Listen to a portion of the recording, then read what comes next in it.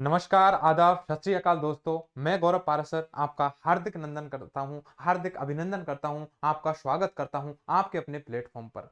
जैसा कि हम पिछली वीडियो में पढ़ रहे थे कि रिवर्स ऑफ इंडिया हमारी चल रही थी भारत की नदियाँ और भारत की नदियों में हम सबसे पहले जो हमारा पार्ट 1 था, उसमें हम देख चुके थे कि सिंधु नदी तंत्र। सिंधु नदी तंत्र में हमने देखा था कि सिंधु नदी और उसकी सहायक नदियाँ जिनमें हमने देखा कि सिंधु, झेलम, चेनाब, रावी, ब्यास और सतलज ये 6 नदियां हैं। ये 6 नदियां हैं, इनको हमने ढंग से पढ़ा था। ठीक है, चित्रात्मक मैप में देख लिया था। इसके बाद पार्ट 2 हम लेकर के आए थे। पार्ट 2 में मैंने आपको पढ़ाया था ब्रह्मपुत्र नदियां एवं उनकी सहायक नदियां। ब्रह्मपुत्र नदी और उसकी सहायक नदियों में हमने देखा कि दिहांग, दबांग, लोहित, मानस, तिस्ता, रंगीत, बराक, कालाश्री, धनश्री, सुवर्णश्री। ठीक है, और संकोच, कामेग, ये जो सारी नदियां हैं ये ब्रह्मपुत्र नदियां हैं। इसकी सहायक नदियां हैं। ये पार्ट 2 में हम लेकर के आए थे, ये हमने ढंग से देखा है। पार्ट 3 की बात करता हूं मैं, तो पार्ट 3 में हमने देखा गंगा नदी और गंगा नदी की सहायक नदियां।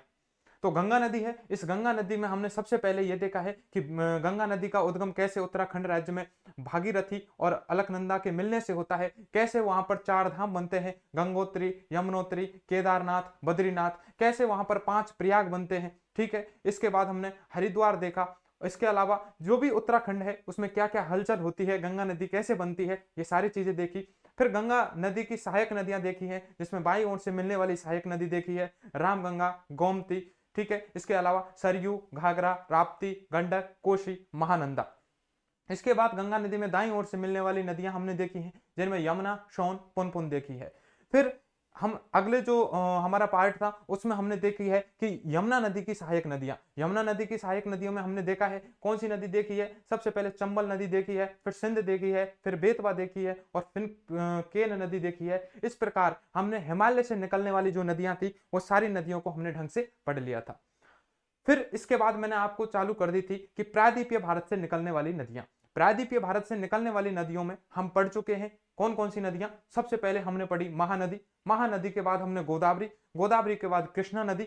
इन तीनों का मैं पिछली वीडियो में आपको पढ़ा चुका हूं, मैप में भर चुका हूं और इनकी कौन कौन सी विशेषताएं हैं, कौन कौन से बांध हैं, वो भी आपको बता चुका हूं।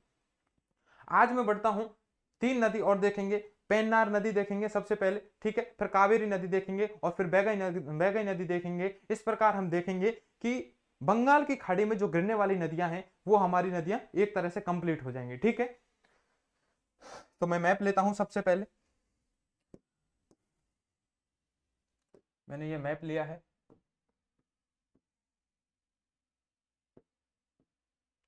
ये हम मैप लेते हैं इंडिया का।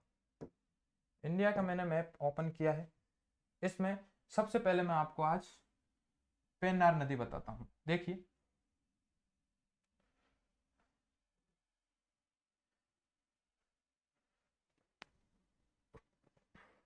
प्रायद्वीपीय भारत की बात करते हैं तो क्यों ना प्रायद्वीपीय भारत ही ले लिया जाए, और हमें मैप से कोई मतलब यहाँ पर होगा ही नहीं। ठीक है, तो प्रायद्वीपीय भारत ही हम ले लेते हैं। ठीक है भैया, अब मैं इसमें देखता हूं इस मैप की जो भी ये दिख रहे हैं हमें इन्हें साफ करते हैं। ठीक है,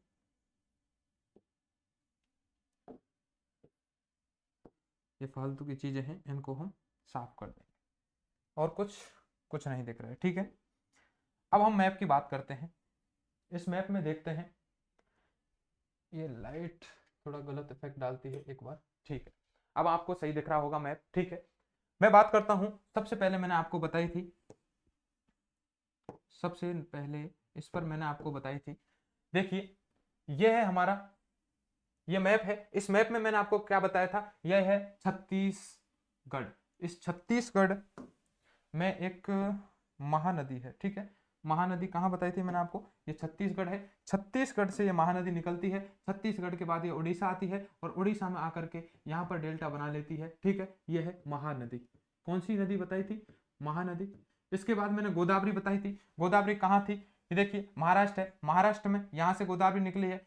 फिर यहाँ कहाँ गई है, ये गई है तेलंगाना में। तेलंगाना के बाद कहाँ गई है, ये आंध्र प्रदेश में। और आंध्र प्रदेश में जाकर के डेल्टा बना करके बंगाल की खाड़ी में गिर गई है। यह है गोदावरी। तो महानदी पढ़ा चुका, गोदावरी पढ़ा चुका।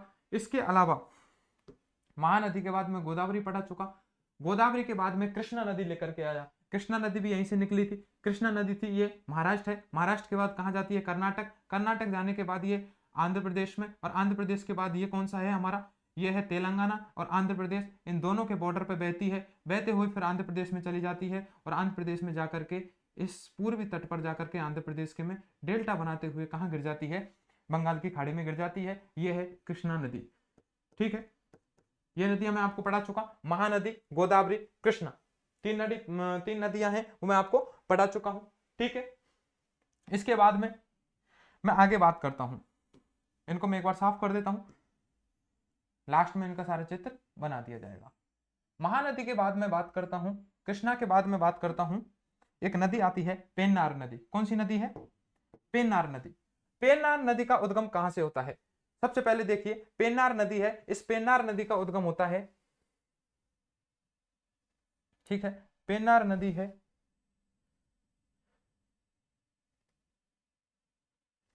तो और बड़ा कर लेता हूं, देखिए पेन्नार नदी का उद्गम कहां से देखते हैं हम,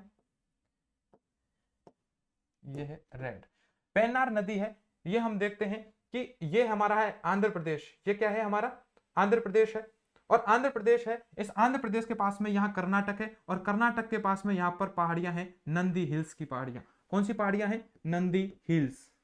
ये नंदी हिल्स की जो पहाड़ियां हैं, यहां से इसका उद्गम होता है पेन्नार नदी। पेन्नार नदी कर्नाटक में बहती है, कर्नाटक के बाद कहाँ चली जाती है, आंध्र प्रदेश में, और आंध्र प्रदेश में बहते हुए इस तट पर जाकर के ये डेल्टा बनाते हुए कहाँ चल जाती है, यहाँ ये डेल्टा बनाते हुए किधर चली जाती है, बंगाल की खाड़ी में चला जाती है। इसका नाम है, कौन सी नदी हुई है, पेन्नार नदी। कौन सी नदी हुई, पेन्नार नदी, पेन्नार नदी।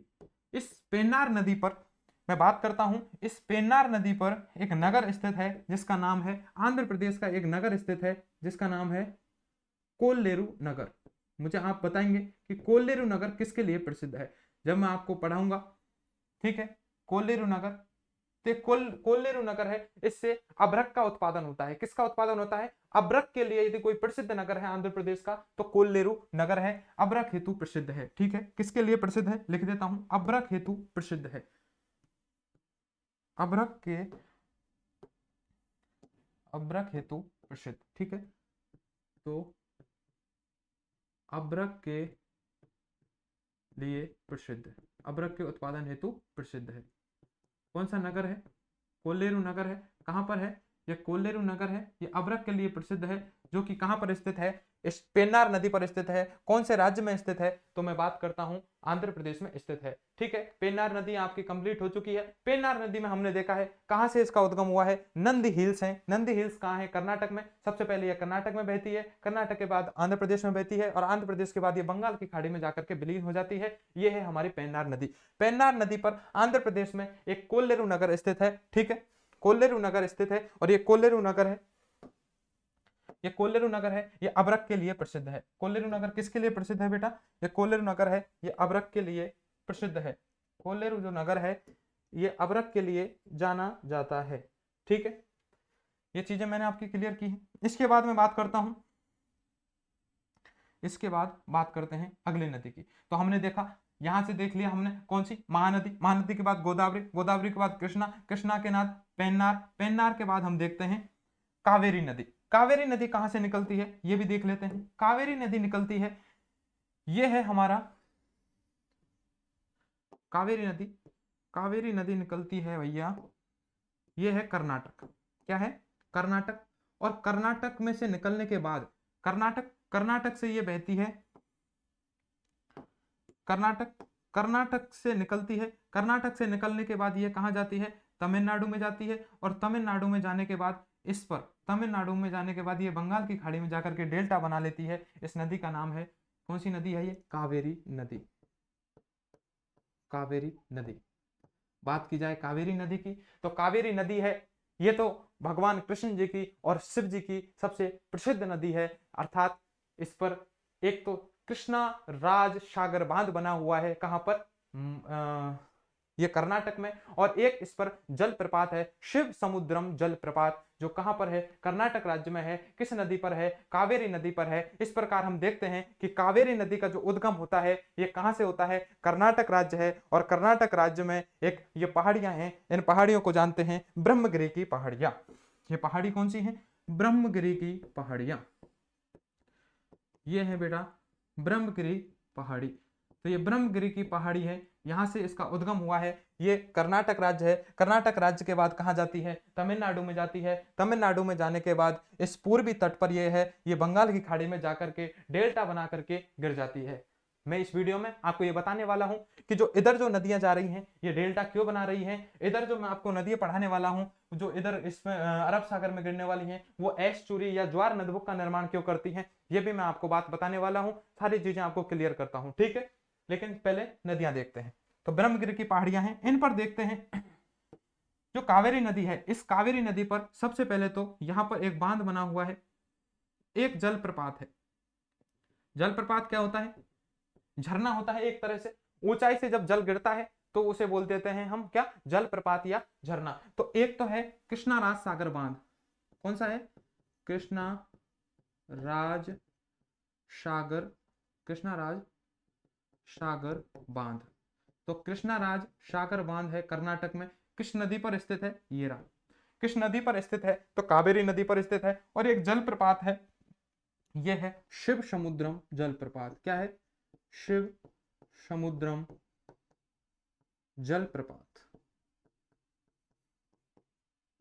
ठीक है। एक शिव समुद्रम जलप्रपात है। यह भी कहां स्थित है, कर्नाटक में स्थित है। किस नदी पर स्थित है, तो कावेरी नदी पर स्थित है, ठीक है। इसके बाद मैं बात करता हूं, कावेरी नदी है, एक बार ढंग से देखिए कावेरी नदी का, एक बार आप चित्र ले लीजिए। देखिए मैं पीछे इसलिए हटता हूं ताकि आप यहां पर क्या ले सकें, स्क्रीनशॉट यहां पर ढंग से ले सकें, ठीक है।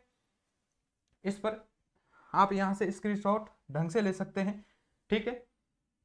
हाँ, तो देखिए सबसे पहले ये कहां से निकलती है, ब्रह्मगिरी की पहाड़ियों से निकलती है। ब्रह्मगिरी की पहाड़ियों से कर्नाटक में निकलती है। कर्नाटक में जाने के बाद इस पर दो बांध बने हुए हैं। एक बांध बना हुआ है कृष्णा राज सागर बांध। इसके बाद कर्नाटक राज्य में इस कावेरी नदी है। इस कावेरी नदी पर एक शिव समुद्रम जलप्रपात है। और इसके बाद ये कहां चली जाती है, तमिलनाडु में।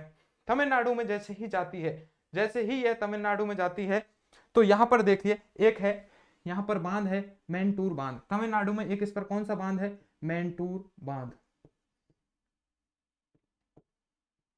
तमिलनाडु में इस पर मैंटूर बांध है। तमिलनाडु में इस पर एक मैंटूर बांध है, ठीक है। इसके बाद जैसे ही यह कावेरी नदी है यह तमिलनाडु के इस तट पर आती है, तो यहां पर एक नगर स्थित है जिसे हम एक केंद्र शासित प्रदेश है हमारा, यह है पुडुचेरी। पुडुचेरी, ध्यान रखना पुडुचेरी है, ये किसके डेल्टा क्षेत्र में स्थित है, ये कावेरी नदी के डेल्टा क्षेत्र में स्थित है पुडुचेरी, ठीक है। तो आपको ये समझ में आई होगी। सबसे पहले हम देखते हैं कावेरी नदी है, ब्रह्मगिरी की पहाड़ियां हैं कर्नाटक में, यहां से इसका उद्गम होता है। उद्गम होने के बाद ये कहां बैठती है, ये कर्नाटक राज्य में जाती है। कर्नाटक के बाद ये तमिलनाडु में चली जाती है। और तमिलनाडु में पुडुचेरी के पास में डेल्टा बना करके कहां गिर जाती है, बंगाल की खाड़ी में गिर जाती है। आगे मैं बात करूं, इस कावेरी नदी है, इस पर एक कृष्णा राज सागर बांध बना हुआ है, कहां पर, कर्नाटक में। इस कावेरी नदी पर शिव समुद्रम जलप्रपात बना हुआ है, कहां पर, ये जलप्रपात बना हुआ है कर्नाटक में। और इस पर कावेरी नदी पर एक मैंटूर बांध बना हुआ है, कहां पर, तमिलनाडु पर। और ये पुडुचेरी के पास में जाकर के कावेरी नदी है, ये बंगाल की खाड़ी में डेल्टा बना करके गिर जाती है। मेरा क्वेश्चन आपसे ये रहेगा कि पुडुचेरी है ये हमारा भारत का एक केंद्र शासित प्रदेश है, लेकिन मैं आपको बता देता हूं इस पुडुचेरी केंद्र शासित प्रदेश में तीन तीन स्थान है। आप कह सकते हैं ये तीन स्थानों से मिलकर के बना है। इसमें एक स्थान शामिल किया गया है केरल का, एक स्थान शामिल किया गया है तमिलनाडु का, एक स्थान शामिल किया गया है इसमें आंध्र प्रदेश का। मुझे आप बताइए पुडुचेरी में केरल का कौन से नगर है वो शामिल किया गया है, कौन सा स्थान इसमें तमिलनाडु का है, और कौन सा स्थान इसमें आंध्र प्रदेश का है। कौन कौन से तीन भाग हैं जिनको मिला करके पुडुचेरी या पुडुचेरी केंद्र शासित प्रदेश बनता है, यह आप कमेंट करके मुझे बताएंगे, ठीक है। तो मैंने बताया है, सबसे पहले हमने देखा है पेन्नार नदी देख ली है। पेन्नार नदी के बाद हमने देखा है कौन सी नदी देखी है, ये कावेरी नदी हमने देख ली है। इसके बाद एक नदी और बता देता हूं मैं इसी में, यही है तमिलनाडु में बैगई नदी। ये बैगई नदी है तमिलनाडु में, ये बरसांदू हिल्स है, बरसांदू की पहाड़ी, बरसांदू हिल्स, ठीक है, बरसांदू हिल्स है। इस बरसांदू हिल्स से निकलती है, यहां से निकलने के बाद ये कहाँ जाती है, इधर, इधर जाती है, इधर श्रीलंका होगा, नीचे नीचे श्रीलंका होगा। तो श्रीलंका के पास में ये देखिए, ये हमारा भारत है, ठीक है। इस भारत के पास में यहां पर ये हमारा श्रीलंका है, और श्रीलंका के पास में यहां पर ये मन्नार की खाड़ी है। ये कौन सी खाड़ी है, ये है मन्नार की खाड़ी, ये है मन्नार की खाड़ी। इस मन्नार की खाड़ी में, इस मन्नार की खाड़ी में यहां पर एक जल संधि है जिसका नाम है पाक जल संधि। ये क्षेत्र कौन सा है, पाक जल संधि क्षेत्र है, ठीक है, पाक जल संधि, ठीक है, पाक जल संधि क्षेत्र है। इस पाक जल संधि क्षेत्र में आकर के ये गिर जाती है। तो देखिए ये बरसांदू हिल्स है, इसके बाद ये इधर जाती है और यहां जाकर के ये विलीन हो जाती है, ठीक है। ये है हमारी कौन सी नदी है, बैगई नदी। कौन सी नदी है, बैगई नदी। आखिर बैगई नदी मैंने क्यों पढ़ाई है, वैगई नदी है, कोई इंपोर्टेंट नदी नहीं है, बरसांदू हिल्स है, तमिलनाडु से निकल के तमिलनाडु में ही बहती है, केवल एक राज्य है तमिलनाडु में बहती है, और फिर कहां चली जाती है, ये मन्नार की खाड़ी में चली जाती है या पाक जल संधि क्षेत्र में चली जाती है। आगे बात करूं, ये वैगई नदी मैंने इसलिए पढ़ाई है क्योंकि इससे एक बार क्वेश्चन आया है कि वैगई नदी है, इस वैगई नदी के किनारे पर एक नगर स्थित है, आप मुझे उस नगर का नाम बताएंगे जहां का मीनाक्षी मंदिर प्रसिद्ध है। तो आप मुझे बताएंगे तमिलनाडु के किस स्थान पर मीनाक्षी मंदिर है, बहुत प्रसिद्ध मंदिर है। जैसा हम देखते हैं कि हमारा प्रेम मंदिर है वृंदावन का, ऐसे ही तमिलनाडु का बहुत प्रसिद्ध मंदिर है, कौन सा है, मीनाक्षी मंदिर। और वो मीनाक्षी मंदिर है कहां पर है, वो नगर यहां पर स्थित है, ठीक है। आपको 20 सेकंड का टाइम देता हूं, आप मुझे बता सकते हैं कि यहां पर कौन सा स्थान है, ठीक है, मीनाक्षी मंदिर कहां है, जो इस बैगई नदी के किनारे पर वो जगह स्थित है। तब तक मैं इनको थोड़ा सा साफ लिखने की कोशिश करता हूं, ठीक है। ये हम देखते हैं नंदी हिल्स है, इस नंदी हिल्स से जा रही है, ये यहां जाने के बाद ये डेल्टा बना लेती है। ये पेन्नार नदी यहां लिख देता हूं, ठीक है, आपको स्पष्ट दिख जाएगा, पेन्नार नदी, ठीक है। इसके बाद ये कोल्लेरू नामक स्थान है, ये ठीक है। इसके बाद में ये ले लेता हूं अभ्रक के लिए प्रसिद्ध, ठीक है, थोड़ा सा इसको बड़े में लिखते हैं ताकि आपको दिखे, अभ्रक हेतु, अभ्रक हेतु प्रसिद्ध, तो अभ्रक के खनन के लिए प्रसिद्ध है, ठीक है। यहां पर आपको देखिए ये नंदी हिल्स है, इसको भी मैं लिख देता हूं नंदी हिल्स, ठीक है, नंदी की पहाड़ियां, नंदी हिल्स,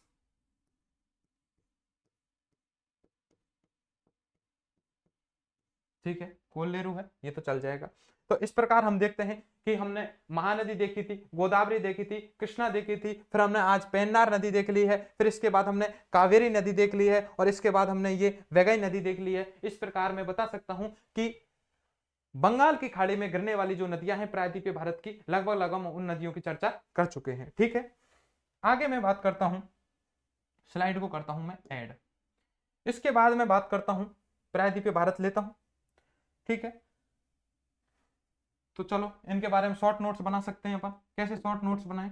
आप यदि नोट्स बना रहे हैं तो ध्यान रखना, सबसे पहले मैं लेता हूं पेन्नार नदी। कौन सी नदी लेता हूं, पेन्नार नदी, नंदी हिल से निकली है, कोल्लेरू प्रसिद्ध नगर है, ठीक है, पेन्नार नदी, पेन्नार नदी। 3 नदी हम पढ़ चुके थे, चौथे नंबर पर देखते हैं पेन्नार नदी। कौन सी नदी है, पेन्नार नदी। क्या विशेषता है इस पेन्नार नदी की, देखिए पेन्नार नदी है, इस पेन्नार नदी के बारे में हम देखते हैं कि पेन्नार नदी है, इस पेन्नार नदी है, इसका उद्गम कहां से होता है, पेन्नार नदी का जो उद्गम है, ये पेन्नार नदी का उद्गम कहां से होता है, नंदी हिल्स से। और नंदी हिल्स कहां है, नंदी हिल्स की पहाड़ियां हैं, ये नंदी हिल्स की पहाड़ियां हैं, ये कहां पर है, नंदी हिल्स की जो पहाड़ियां हैं, ये पहाड़ियां हैं बेटा कर्नाटक में, कहां पर है, कर्नाटक में, इस कर्नाटक में। इसके बाद में इसका प्रवाह क्षेत्र देखता हूं, प्रवाह क्षेत्र, ठीक है, इसका प्रवाह क्षेत्र हम बात करते हैं तो सबसे पहले ये पेन्नार नदी है, कहां जाती है, कर्नाटक में बहती है, कर्नाटक में बहने के बाद कहां चली जाती है, आंध्र प्रदेश में चली जाती है, ठीक है, कहां चली जाती है, आंध्र प्रदेश में चली जाती है, ये आंध्र प्रदेश में बहती है। और आंध्र प्रदेश में बहने के बाद ये कहाँ चली जाती है, बंगाल की खाड़ी में बह जाती है। तो भारत के केवल कर्नाटक और आंध्र प्रदेश में ये पेन्नार नदी बहती है। इसकी और क्या विशेषता है पेन्नार नदी, इस पेन्नार नदी के किनारे आंध्र प्रदेश का कोल्लेरू नगर स्थित है। ठीक है, पेन्नार के इस नदी के किनारे, इस नदी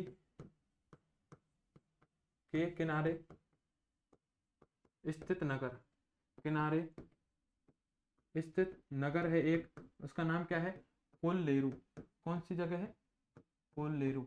ठीक है, कोल्लेरू है। जो कोल्लेरू है ये अभ्रक के लिए प्रसिद्ध है। ये किसके लिए प्रसिद्ध है, अभ्रक खनन हेतु प्रसिद्ध, अभ्रक खनन हेतु प्रसिद्ध है। ठीक है, अभ्रक के खनन के लिए ये क्या है, प्रसिद्ध है।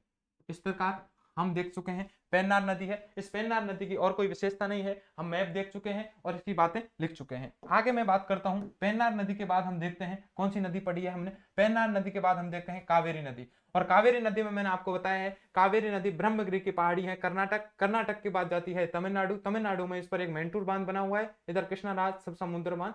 ठीक है, इस प्रकार हम देखते हैं कावेरी नदी। अगली नदी है कावेरी नदी। ठीक है, 5वें नंबर की नदी है हमारी कावेरी नदी। कावेरी नदी की यदि मैं बात करता हूं तो कावेरी नदी है, देखिए इस कावेरी नदी है, इसका उद्गम कहां से होता है, इसका उद्गम होता है ब्रह्मगिरी की पहाड़ियां, ब्रह्मगिरी पहाड़ियां। और ब्रह्मगिरी की जो पहाड़ियां हैं, ये ब्रह्मगिरी की पहाड़ियां हैं कहां पर हैं, ये ब्रह्मगिरी की पहाड़ियां हैं कर्नाटक में। ठीक है, ब्रह्मगिरी की पहाड़ियां हैं कर्नाटक में। ये कर्नाटक में ब्रह्मगिरी की पहाड़ियों से इनका क्या होता है, कावेरी नदी का उद्गम होता है। कावेरी नदी का मैं देखता हूं प्रवाह क्षेत्र, क्या देखता हूं बेटा, प्रवाह क्षेत्र।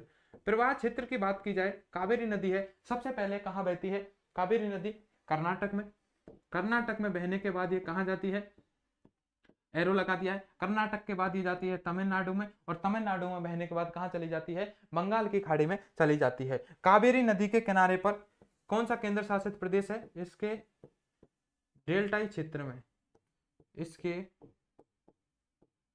डेल्टाई क्षेत्र में क्या है, पुदुचेरी, पुदुचेरी है ना, ये पुदुचेरी क्या है, केंद्र शासित प्रदेश है। ठीक है, इसके बाद बात की जाए, इस कावेरी नदी है, ठीक है, तो इस नदी पर, इस नदी पर, ठीक है, मैं बात करता हूं इस नदी पर एक बांध है। ठीक है, कृष्णाराज सागर बांध है, क्या है, सबसे पहले मैं बात करता हूं इस नदी पर, पहला तो क्या है, कृष्णाराज सागर बांध है, कृष्णा राज सागर बांध है।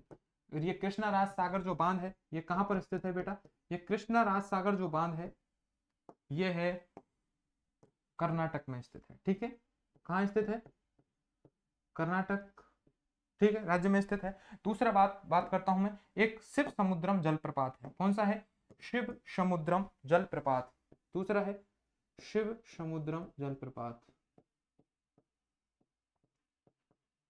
शिव समुद्रम जलप्रपात है। और ये शिव समुद्रम जलप्रपात है इस नदी पर, वो कहाँ स्थित है मुझे बताइए, ये भी कहाँ स्थित है, कर्नाटक में स्थित है। इसके बाद एक मैंटूर बांध इस पर स्थित है, जो मैं आपको बता चुका हूं तमिलनाडु में है। तीसरा कौन सा है, मैंटूर बांध। ठीक है,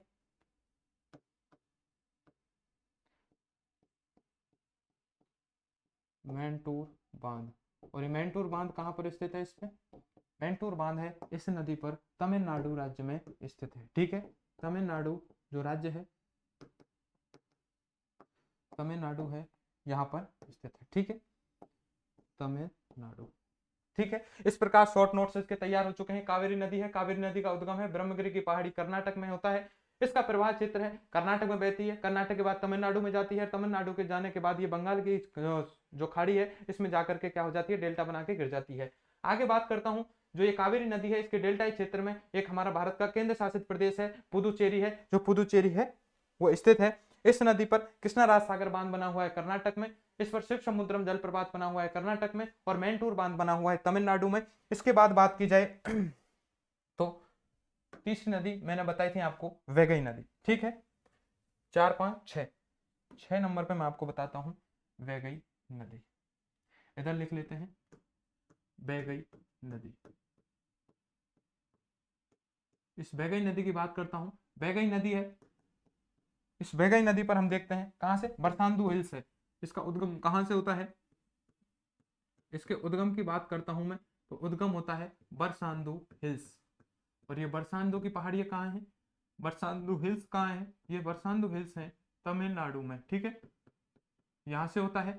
इसका प्रवाह क्षेत्र तो केवल, प्रवाह क्षेत्र देखते हैं, प्रवाह क्षेत्र देखते हैं इसका केवल तमिलनाडु राज्य, तमिलनाडु राज्य में है, ठीक है। मन्नार की खाड़ी में जाकर के ये गिर जाती है। इस वैगई नदी पर, इस पर कौन सा नगर स्थित है, मैं आपको बता रहा था जहाँ का मीनाक्षी मंदिर प्रसिद्ध है, वो मंदिर वो जो जगह है वो कौन सी है बताइए मुझे, मदुरई नगर है। कौन सा है, मदुरई। तो तमिलनाडु का मदुरई है। यहाँ पर क्या है, इस पर मदुरई शहर या नगर है वो स्थित है, ठीक है, मदुरई नगर स्थित है, मदुरई नगर स्थित है, ठीक है। तो मदुरई है। इस मदुरई के बारे में आप लिख सकते हैं कि यहाँ का मीनाक्षी मंदिर प्रसिद्ध है, ठीक है। मदुरई के बारे में देख सकते हैं कि यहाँ का कौन सा मंदिर है, मीनाक्षी, मीनाक्षी मंदिर क्या है, प्रसिद्ध है। तो मीनाक्षी मंदिर कहाँ का प्रसिद्ध है, ये मदुरई है तमिलनाडु में, यहाँ का मीनाक्षी मंदिर है वो प्रसिद्ध है, और ये मदुरई है, ये वैगई नदी के किनारे पर स्थित है। इस प्रकार मैं यदि बात करता हूं अब आपसे, अब देखिए आप, अब मैं आपसे बात करता हूं तो हम कौन कौन सी है एक बार मैं फिर से लेता हूं, ठीक है। इसके बाद ये है, ये मैंने मैप खोला है, मैं कौन कौन सी नदियां आपको प्रायद्वीपीय भारत की पढ़ा चुका हूं वो आप देखेंगे, ठीक है।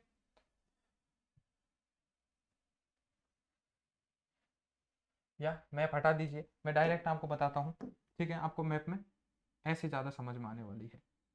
ये है सबसे पहले, देखिए ये हमारा प्रायद्वीपीय भारत में बनाता हूँ, ठीक है, ये प्रायद्वीपीय भारत है। इस प्रायद्वीपीय भारत में हमने सबसे पहले देखी है कौन सी नदी देखी है, यहाँ पर गोदावरी नदी पहले देखी है, महानदी, महानदी के बाद हमने देखी है कौन सी नदी, गोदावरी नदी। कौन सी है ये, गोदावरी, ठीक है। गोदावरी के बाद मैंने देखी है कौन सी नदी, कृष्णा नदी, महानदी, गोदावरी, कृष्णा। कृष्णा के बाद मैंने देखी है पेन्नार नदी। कौन सी नदी देखी है, पेन्नार नदी। पेन्नार के बाद देखते हैं महानदी, गोदावरी, कृष्णा, पेन्नार, ठीक है। इसके बाद मैंने देखी है कावेरी नदी। कौन सी नदी बताइए, आपको चित्रात्मक बता दी है, पूरी मैप में बता दी है, कावेरी नदी। और यहाँ से तमिलनाडु में बहती है, ये कौन सी है हमारी, वैगई नदी, ठीक है। इस प्रकार ये जो हम देखते हैं इधर बंगाल की खाड़ी है, और ये बंगाल की खाड़ी में गिरने वाली जो भी नदियां हैं हमारी प्रायद्वीपीय भारत की, मैं आपको ये बता चुका हूं। अब मैं आपको बताने वाला हूं कि आखिर ये सारी इधर डेल्टा क्यों बना रही है। देखिए जब मैं आपको भारत का जो भौतिक प्रदेश पढ़ाने वाला हूं, ठीक है, उसमें मैं जब ये आपको पढ़ाऊंगा तब मैं आपको बताऊंगा कि ये जो घाट है, ये घाट चौड़ा है, पूर्वी घाट चौड़ा है और पश्चिमी घाट सकरा है। इसका मतलब यहाँ की पहाड़ियां सकरा है। जब यहाँ पर नदियां जाएंगी तो ये मैदान में जाती हैं, एक शाखा इधर, एक इधर, एक इधर, इधर, तो ये खूब इनको जगह मिलती है, अर्थात भूमि है, भूमि है तो ये डेल्टा बना जाती है। इधर तट पर जो भी नदियां हैं वो डेल्टा बनाती हैं। लेकिन इधर हम देखेंगे तो यहाँ पर पहाड़ी है, यहाँ से निकलने वाली नदियों को केवल इतनी सी जमीन मिली है। अब इतनी सी जगह यदि मिली है तो ये इतनी सी जगह से कहाँ है, इनको जाना है, और यहाँ आगे समुद्र है। तो आप मुझे बताइए, इधर जाने के बाद भूमि में तो ये तो अलग अलग शाखाओं के रूप में विभाजित हो गई है, लेकिन इनको यदि सागर में विलीन होना है तो आप देखिए ये ऐसे नदी जा रही है, थोड़ी सी बही है, फिर जमीन खत्म हो चुकी है, तो ये जाकर के तुरंत सागर में गिरेगी। तो ये सागर में गिरने के बाद है ऐसे एक जगह पर कटाव कर देती है, और इसे ऐश्वर्या ज्वार नदमुख कहते हैं। आपके समझ में आई है, नदी पहले बह रही थी, बहने के बाद जमीन खत्म हो चुकी है, तो एक साथ यदि समुद्र में गिरेगी तो इसका कुछ भाग कट के चला जाएगा, और ये ऐश्वर्या ज्वार नदमुख का निर्माण करती है, ठीक है। तो इधर से जो गिरने वाली नदियां मैं आपको पढ़ाऊंगा, इधर इधर तो ऐश्वर्या ज्वार नदमुख बनेगा, ऐश्वर्य, या इसे बोलेंगे ज्वार नदमुख, ठीक है, ज्वार नदमुख बनेगा, और इधर जो बनते हैं ये इधर क्या बनते हैं, डेल्टा बनते हैं। क्या बनते हैं, डेल्टा। तो हमने देखा है ये महानदी गोदावरी कृष्णा पेन्नार कावेरी और बैगई, ये सारी जो है ये सब डेल्टा बनाती हैं। इधर गिरने वाली नदियां कौन सी बनाती हैं, डेल्टा बनाती हैं। इसके अलावा, ठीक है, आप समझ लेना, इसके अलावा मैं यदि बात करता हूं, अब मैं आपको कौन सी नदियां पढ़ाने वाला हूं, एक बार इसका भी मैप बना देता हूं, ठीक है। अब मैं आपको जो पढ़ाने वाला हूं वो पढ़ाने वाला हूं, ये देखिए, ये हमारा प्रायद्वीपीय भारत है। प्रायद्वीपीय भारत में कौन सी नदियां बची हैं हमारी, ये देखते हैं। इधर सबसे पहले ये है गुजरात वाले पोर्शन में, ये आती है नर्मदा, नर्मदा देखने वाले हैं। नर्मदा के बाद यहां से एक आती है, ये है ताप्ती, नर्मदा के बाद ताप्ती। तो नर्मदा नदी पढ़ने वाले हैं, ताप्ती नदी पढ़ने वाले हैं। ये है हमारा गोवा, यहाँ पर गोवा है। गोवा में दो नदियां हम देखते हैं, मांडवी और जुआरी। कौन सी देखते हैं, एक तो है मांडवी, एक तो नदी है हमारी मांडवी नदी, ठीक है, मांडवी। एक है जुआरी नदी, और मांडवी और जुआरी नदी है, इन्हीं के बीच में हम देखेंगे यहाँ पर एक बंदरगाह है। कौन सा बंदरगाह है, मारमा गोवा बंदरगाह है, ठीक है। यहाँ पर एक बंदरगाह है मारमा गोवा, मारमा गोवा बंदरगाह है गोवा के अंदर, ठीक है। इसके अलावा नर्मदा देखेंगे, ताप्ती देखेंगे, मांडवी देखेंगे, ज्वारी देखेंगे, एक शरावती नदी भी देखेंगे। यहाँ पर कौन सी नदी कर्नाटक में बहती है, शरावती नदी। कौन सी नदी देखेंगे, शरावती नदी देखेंगे। और शरावती नदी के बाद यहाँ पर देखेंगे तमिलनाडु, तमिलनाडु के बाद केरल, केरल में ये देखेंगे पेरियार नदी। कौन सी नदी है ये, पेरियार नदी देखेंगे। इस प्रकार हम देखते हैं कि ये जो भारत की जो जितनी भी नदियां हैं उनका सब हम ढंग से अध्ययन कर चुके होंगे, एक एक नदी को हम पढ़ चुके होंगे। अब मैं आपको देखो, जो भी नॉर्मल टीचर पढ़ाता है वो क्या करता है, ऐसे शो कर देता है। यहाँ पर लिखा दिया है नर्मदा नदी है, एमपी छत्तीसगढ़ है, इनके बीच में अमरकंटक की पहाड़ी से उद्गम हुआ है, एमपी में जाती है, एमपी के बाद कहाँ चली जाती है ये, हल्की सी महाराष्ट्र में गई है, महाराष्ट्र के बाद ये गुजरात में गई है, गुजरात में जाने के बाद ये खंबात की खाड़ी में मिल गई है, ठीक है। इस पर हम देखेंगे कि यहाँ पर जो एमपी है, इस एमपी में क्या है, मुझे बताइए, धुआंधार जलप्रपात है। आगे बात करेंगे इस पर, सरदार सरोवर परियोजना है। मजा नहीं आता है, आपको एक एक चीज रटनी पड़ती है, आपके समझ में आने वाली चीजें हैं नहीं। लेकिन आप मेरे फर्स्ट लेक्चर से देखेंगे और मैं आपको फिर विश्वास दिलाने वाला हूं, हमारा जो कंटेंट है उस पर आप विश्वास कीजिए। आप पहली वीडियो से देखिए और अंतिम जो वीडियो होंगी हमारी पूरे भारत की जो ज्योग्राफी में आपको पढ़ाने वाला हूं, इंडियन ज्योग्राफी आपको पढ़ाने वाला हूं, वहां पर मैं हर टॉपिक को आपको मैप के अंदर बताने वाला हूं। बस यही मेरी खास बात रहेगी, ठीक है। मैं आपको फिर बता रहा हूं, ऐसे मैं आपको बता दूंगा, रटनी पड़ेगी सारी चीज, लेकिन आपने मैप में 3-4 बार चीजें देख ली हैं, आपकी एक एक चीज क्लियर होने वाली है। बताइए आपको कौन सा तरीका अच्छा लगता है। आपको यदि ये तरीका अच्छा लगता है तो मैं आपको इसे कंटिन्यू कर लूंगा। और मेरा मानना यह है कि मैप से यदि आपने एक बार पढ़ लिया है तो सारी चीजें आपकी क्लियर होने वाली हैं। क्वेश्चन किस हिसाब से आजकल बनते हैं वो सारे यदि आपने मैप में भरे हैं, मैप में आपको नदियों को दर्शाया, हर टॉपिक को मैप से पढ़ा है, तो आपकी सारी चीजें वहां से क्लियर होने वाली है, ठीक है। तो मैं आपको ऐसे भी बना दूंगा और मैप में तो जरूर शो ही करूंगा, क्योंकि आजकल ट्रेंड बदल चुका है। ज्योग्राफी रटने का नहीं समझने का सब्जेक्ट है। मैं फिर आपसे बोल रहा हूं, ज्योग्राफी रटने का नहीं समझने का सब्जेक्ट है। 10 से 15 बार यदि जो मैं मैप में बता रहा हूं, पहली वीडियो से लेकर लास्ट तक, जिस बच्चे ने यदि इनको मैप में भरा है, जिस हिसाब से मैं भरता आ रहा हूं, ठीक है, पहली वीडियो से और लास्ट तक भरता जाऊंगा, जैसे जैसे जो जहां पर है एग्जैक्ट लोकेशन में जहां बताता जाऊंगा हर टॉपिक को, आप यदि वैसे ही याद करते हैं तो एक एक दिन ऐसा आएगा जैसे कि मैं लास्ट 15-20 लेक्चर होने के बाद मैं यहाँ बैठ के आपके सामने पहली वीडियो से लेकर के लास्ट वीडियो तक मुंह से बोलने वाला हूँ, कैमरा की तरफ नजर करके, ठीक है। और ये कब पॉसिबल है, आप सोचिए, जब मैंने कितनी बार मैप भरे होंगे, ठीक है। मैंने इतनी बार मैप भरे होंगे कि ये मेरे को एकदम कंठस्थ हो चुके हैं, एक एक चीज की लोकेशन मैं आपको बता सकता हूं। ये रटने से पॉसिबल नहीं है, ये बार बार आपने यदि मैप से भरे हैं, समझे हैं एक एक चीज को, तो आपकी सारी चीजें क्लियर हो जाती है, ठीक है। तो नर्मदा है, ताप्ती है, मांडवी है, ज्वारी है, शरावती है और पेरियार है। ये हमारी 6 नदियां बची हैं। इसके बाद भारत की जो नदियों वाला टॉपिक है वो कंप्लीट हो जाएगा, ठीक है। तो हम चलते हैं मैप की ओर, ये नदियां हम पढ़ने वाले हैं। सबसे पहले देखता हूं नर्मदा नदी और ताप्ती नदी, इसको सेव कर लेता हूं मैं, ठीक है। नर्मदा नदी और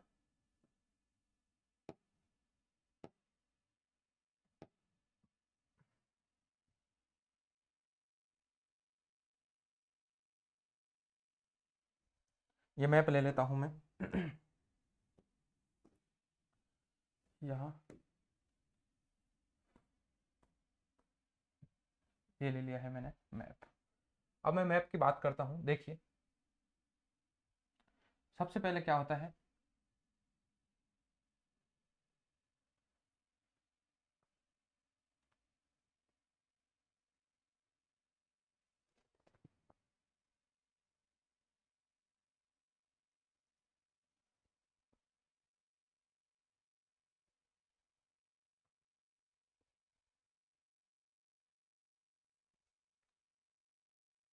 ठीक है,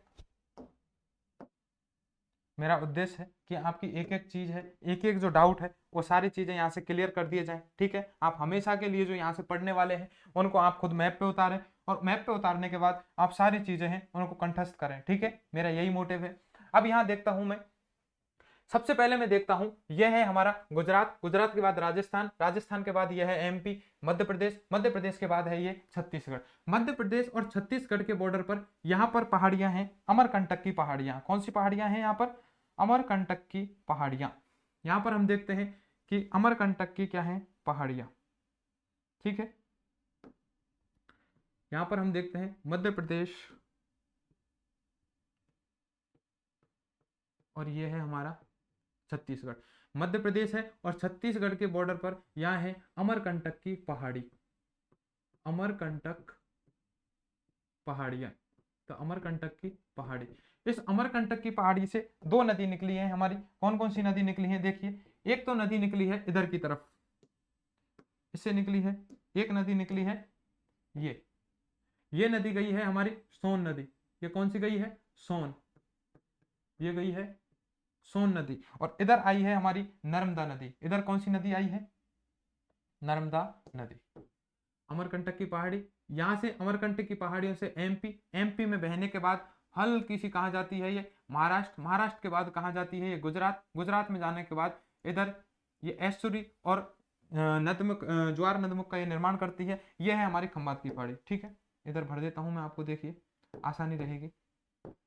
ये है, ये है हमारी खंबात की खाड़ी। ये क्या है? हमारी खंबात की खाड़ी। और ये है हमारी कच्छ की खाड़ी। देखिए गुजरात में है, ये है कच्छ की खाड़ी। ठीक है, कच्छ की खाड़ी। तो गुजरात में ये कच्छ की खाड़ी है, और ये किसकी खाड़ी है? खंबात की खाड़ी है। यहां पर ये नदी आई है सबसे पहले, ये है नर्मदा नदी। कौन सी नदी है? नर्मदा। दोबारा सुनिए, नर्मदा नदी है। कहां से इसका उद्गम हुआ है? ठीक है, नर्मदा नदी। नर्मदा नदी का उद्गम कहां से होता है?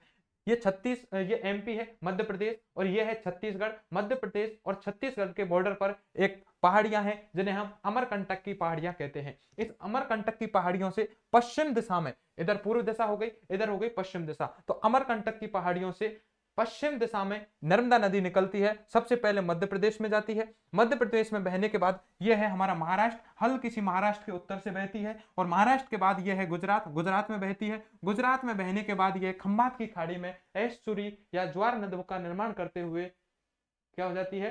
विलीन हो जाती है। बात करता हूं नर्मदा नदी की। इस नर्मदा नदी पर हम देखते हैं कि नर्मदा नदी पर मध्य प्रदेश में यहां पर नर्मदा नदी है, आपको दिख रहा होगा, बिल्कुल ठीक है। इस नर्मदा नदी है, इस नर्मदा नदी पर यहां पर एक धुआंधार जलप्रपात है। नाम भी गजब है, धुआंधार जलप्रपात। धुआंधार क्या है? जलप्रपात है। धुआंधार जलप्रपात स्थित है। तो पूछा जाता है धुआंधार जलप्रपात कहां स्थित है? नर्मदा नदी पर धुआंधार जलप्रपात स्थित है, जो कहां पर है? मैं ब्लैक यूज करता हूं। ठीक है, देखिए ब्लैक कलर यदि यूज करता हूं तो आपको साफ दिखेगा। मेरा मानना ये है, धुआंधार जलप्रपात है।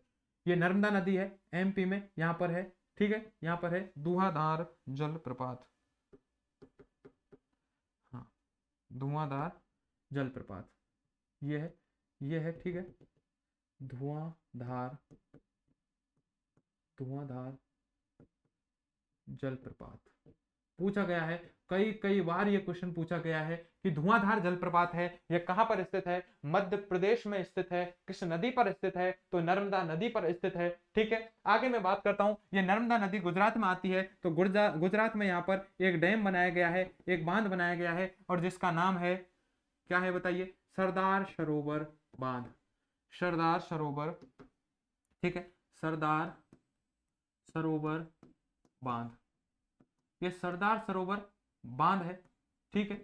अब आप इसकी कहानी सुनिए सरदार सरोवर बांध की। सरदार सरोवर बांध है, ये सरदार सरोवर परियोजना के तहत बनाया गया है। आखिर सरदार सरोवर परियोजना है किसने चलाई है, इसके बारे में मैं आपको बताता हूं। 2 मिनट ध्यान से सुनिएगा। आखिर क्यों बताऊंगा, इसके पीछे भी एक रीजन होगा, ठीक है। मैं किसी चीज में यदि टाइम ले रहा हूं तो समझिए वो उतनी ही महत्वपूर्ण है, और यदि मैं उसको जल्दी में निपटा रहा हूं तो समझ लीजिए उससे कभी कभी एक आध क्वेश्चन बना है, वो इतनी इंपॉर्टेंट नहीं है। सरदार सरोवर जो बांध है ये सरदार सरोवर परियोजना के तहत बना है।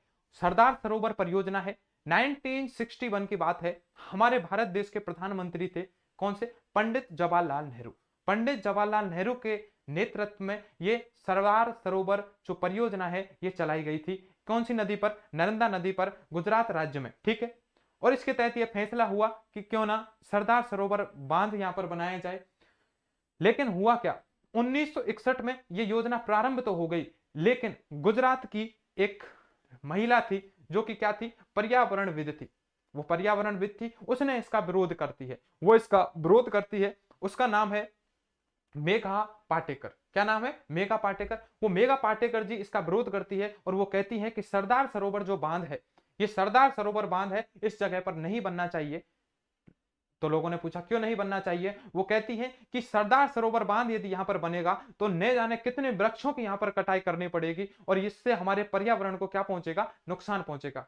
आखिरकार हुआ क्या, इनका जो ये मुद्दा है ये हमारे सुप्रीम कोर्ट में चलता है, ठीक है। सुप्रीम कोर्ट में चलने के बाद कई सरकारें आती गई, बदलती गई, लेकिन ये हमारी सरदार सरोवर जो परियोजना है ये पूरी नहीं हुई। लेकिन 2017 में एक हमारे तत्कालीन प्रधानमंत्री हैं, कौन से हैं, नरेंद्र दामोदर दास मोदी जी। ये बहुत खतरनाक आदमी है, मैं आपको पहले भी बता चुका हूं, इनकी योजनाएं हैं। और आगे जैसे जैसे हम देखेंगे, हम ज्योग्राफी पढ़ते जाएंगे तो मैं आपको बताऊंगा कि कैसे हमारे इंटरनेशनल जो भी रिलेशन है ये भी हम देखेंगे, सारी चीजें देखेंगे इन्होंने कैसे कैसे काम किया है। तो 2017 में इनके नेतृत्व में ये सरदार सरोवर बांध है ये कंप्लीट हुआ है। आप देखिए 1961 से लेकर के 2017 सितंबर की बात है, ये सरदार सरोवर बांध है या सरदार सरोवर परियोजना है ये कंप्लीट हुई है। आखिर लगभग लगभग मैं देखूं तो 56 सालों का समय लगा है। ये 56 सालों का जो समय लगा है, ठीक है, 56 सालों के बाद ये सरदार सरोवर बांध तैयार हुआ है। तो छोटा मोटा बांध तो है नहीं, बांध बहुत बड़ा होगा। इसलिए अब इस सरदार सरोवर बांध को बना तो दिया है, लेकिन इस पर क्या हुआ, सबसे पहले इस सरदार सरोवर बांध के लिए सबसे पहले इन्होंने कहा कि जलापूर्ति होगी, सिंचाई तो हम करवा देंगे। किन किन 4 राज्यों के लिए सिंचाई करवा देंगे, गुजरात वालों के लिए, इधर हम देखें महाराष्ट्र वालों के लिए, इधर देखें मध्य प्रदेश वालों के लिए, और इधर देखें आसपास राजस्थान वालों के लिए। तो गुजरात, महाराष्ट्र, मध्य प्रदेश और राजस्थान, इन 4 राज्यों के लिए हम सिंचाई तो करवा देंगे, ठीक है। इसमें यह प्रावधान था परियोजना में। लेकिन शर्त एक है, शर्त एक है कि इससे जो सिंचाई करोगे आप, वो सिंचाई केवल और केवल यदि फव्वारा पद्धति है, बूंद बूंद सिंचाई पद्धति से यदि जो कोई भी राज्य है वो अपने राज्य के अंदर सिंचाई करवाए तो इसका लाभ ले सकता है। और यदि इस पद्धति से उसने सिंचाई करना बंद किया है तो इसके अंतर्गत उसको लाभ नहीं दिया जाएगा, ठीक है बात। तो जल सिंचाई के लिए तो 4 राज्य चुन लिए गए, गुजरात, महाराष्ट्र, मध्य प्रदेश और राजस्थान। लेकिन यदि मैं बात करता हूं विद्युत, इससे जल विद्युत भी बनती है। यहां पर एक जल विद्युत परियोजना भी है, जब मैं आपको पढ़ाऊंगा ऊर्जा वाला चैप्टर तो जल विद्युत परियोजना के अंतर्गत जितने भी बांध बने हैं सब बांधों पर हम देखेंगे किस किस बांध पर जल विद्युत परियोजना बनी हुई है, जिसके तहत पानी को गिराया जाता है, टरबाइन घुमाई जाती है और विद्युत बनाई जाती है। तो यहां पर विद्युत भी बनती है। तो विद्युत में ध्यान रखना, गुजरात है इसको विद्युत की सप्लाई होती है, महाराष्ट्र को होती है, यहां मध्य प्रदेश को होती है, लेकिन राजस्थान को विद्युत की आपूर्ति नहीं होती है। यहीं से क्वेश्चन पूछा जाता है कि सरदार सरोवर बांध से जल की आपूर्ति तो सबको होती है 4 राज्यों को, गुजरात, महाराष्ट्र, मध्य प्रदेश और राजस्थान, लेकिन बात करूं विद्युत की तो विद्युत की आपूर्ति केवल 3 को ही होती है, गुजरात, महाराष्ट्र और मध्य प्रदेश। राजस्थान को विद्युत की आपूर्ति नहीं होती है। आखिर मैंने इसमें 2 मिनट का समय क्यों लिया, इस सरदार सरोवर बांध को पढ़ाने में इतनी डिटेल से मैंने इसको आखिर क्यों पढ़ाया है, उसके पीछे एक रीजन है। ये जो सरदार सरोवर बांध है, ये सरदार सरोवर बांध, इसकी एक विशेषता है कि यह भारत का सबसे ज्यादा आकार में देखा जाए तो आकार में भी सबसे बड़ा है। इसके अंदर जल को देखा जाए तो आयतन की दृष्टि से या जल भराव की दृष्टि से सबसे बड़ा बांध यदि पूछा जाए भारत का तो सरदार सरोवर बांध है। दोबारा सुनिए, भारत का सबसे बड़ा आकार में यदि बांध पूछा जाए तो कौन सा है? सरदार सरोवर बांध है गुजरात में, जो नर्मदा नदी पर बना हुआ है। या कई बार क्वेश्चन पूछा गया है कि जल भराव की दृष्टि से भारत का सबसे बड़ा बांध है, तो आंसर होगा सरदार सरोवर बांध। किस नदी पर स्थित है? नर्मदा नदी पर स्थित है। किस राज्य में स्थित है? गुजरात राज्य में स्थित है। ठीक है, यह चीज मैंने आपको बताने के लिए क्या किया है, इतनी कहानी सुनाई है। अब मैं आपको तीन बातें बता चुका हूं। दो बातें बांधों को लेकर के मैं पिछले लेक्चर में बता चुका हूं। मैं देखना चाहता हूं कि आपको कितनी आप एकाग्रता के साथ मेरी वीडियो देखते हैं। चलो मुझे बताइए, भारत का सबसे ऊंचा बांध कौन सा है? भारत का सबसे ऊंचा बांध कौन सा है? पिछले लेक्चर में मैं आपको बता चुका हूं। ठीक है, 5 सेकंड का समय है, आप मुझे बताइए। तो मैं आपको बताता हूं कि जब मैं गंगा नदी पढ़ा रहा था तो उत्तराखंड राज्य में मैंने बताया था कि भागीरथी नदी है, उसमें जब भीलांगना नदी आके मिलती है, वो किस स्थान पर मिलती है? उत्तराखंड के टिहरी नामक स्थान पर आके मिलती है, और वहां पर एक बांध का निर्माण होता है। जो बांध कौन सा है? टिहरी बांध। जो टिहरी बांध है उत्तराखंड का, ये भारत का सबसे ऊंचा बांध है। और ये जो सरदार सरोवर बांध है, ये भारत का आकार की दृष्टि से या जल भराव की दृष्टि से सबसे बड़ा बांध है। पिछले ही लेक्चर में एक बांध के बारे में और बता चुका था मैं, मुझे आप कमेंट करके बताएंगे कि भारत का ऐसा कौन सा बांध है जो सर्वाधिक लंबाई वाला बांध है। ठीक है, ऊंचाई वाला बांध हो गया टिहरी बांध, जल भराव या आयतन की दृष्टि से, आकार की दृष्टि से सबसे बड़ा हो गया सरदार सरोवर बांध। अब मुझे बताइए, पिछले लेक्चर में यह भी पढ़ा चुका हूं कि भारत का सबसे लंबा बांध कौन सा है? ठीक है, भारत का सबसे लंबा बांध कौन सा है? याद करिए, मैंने आपको बताई थी, जो मैंने बताई थी कौन सी? महानदी। महानदी मैंने आपको बताई थी कि छत्तीसगढ़ से जाने के बाद ये उड़ीसा में जाती है, और उड़ीसा में जाने के बाद उड़ीसा में इस पर एक हीराकुंड बांध बना हुआ है। याद करो, हीराकुंड बांध बना हुआ है किस नदी पर? महानदी पर बना हुआ है, उड़ीसा राज्य में बनाया हुआ है। और वो हीराकुंड जो बांध है, ये भारत का सबसे लंबा बांध है। ठीक है, जिसकी लंबाई देखें, यदि कम से कम लंबाई 4.5 किलोमीटर है, अधिकतर तो इसकी और भी ज्यादा हो सकती है। ठीक है, तो हम देखते हैं, भारत का सबसे ऊंचा बांध हो गया टिहरी बांध, भारत का सबसे लंबा बांध हो गया कौन सा बांध? हो गया हीराकुंड बांध। और भारत का आकार में सबसे बड़ा बांध या जल भराव की दृष्टि से सबसे बड़ा बांध हो गया है सरदार सरोवर बांध। बस इन्हीं तीनों चीजों को समझाने के लिए मैंने आपको इतनी कहानी सुनाई है। मुझे विश्वास है आपको पूरी बातें, एक एक बात आपको समझ में आई होगी। यदि आई है तो आप आगे और ध्यान से समझिएगा, और हम नदियों को बहुत ढंग से चर्चा करने वाले हैं, बहुत अच्छे तरीके से और समझने वाले हैं। तो नर्मदा नदी हुई है। नर्मदा नदी के बाद हम चलते हैं ताप्ती नदी की ओर। ताप्ती नदी की यदि बात की जाए तो ताप्ती नदी है, ये ताप्ती नदी भी कहां से आती है?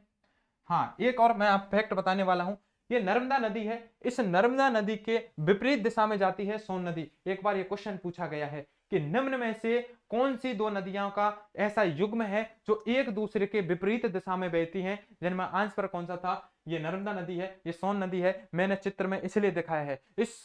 इस जो क्वेश्चन का आंसर केवल वही बच्चा दे पाएगा जिसने इस मैप को ढंग से पढ़ा है। ध्यान रखना, नर्मदा नदी और सोन नदियां हैं, ये एक दूसरे के विपरीत दिशा में बहने वाली नदियां हैं। इसलिए यदि आपको मैप, फिर बता रहा हूं, यदि आपने मैप नहीं पढ़ा है, ज्योग्राफी में क्वेश्चन सही होने की संभावना बहुत कम रहेगी। ठीक है, इस प्रकार हम देखते हैं, एक बार आप स्क्रीनशॉट ले सकते हैं कि हमने कौन कौन सी नदियां पढ़ाई हैं आपको। ये सारी नदियां मैं आपको पढ़ा चुका हूं। सबसे पहले हम देखते हैं, ये अरब सागर की ओर गिरने वाली नदियां हैं, जिनमें हमने कौन सी नदी देखी है? सबसे पहले नर्मदा नदी देखी है। ठीक है, इसके बाद मैं बात करता हूं, इसके बाद मैं बात करूंगा ताप्ती नदी की। ठीक है, ताप्ती नदी की बात करता हूं तो ये एमपी है। एमपी में ताप्ती नदी है, यहां पर है मुल्ताई की पहाड़ी। कौन सी पहाड़ी है? अगले स्लाइड ले लेता हूं, चलो अगली स्लाइड ले लेंगे। ठीक है,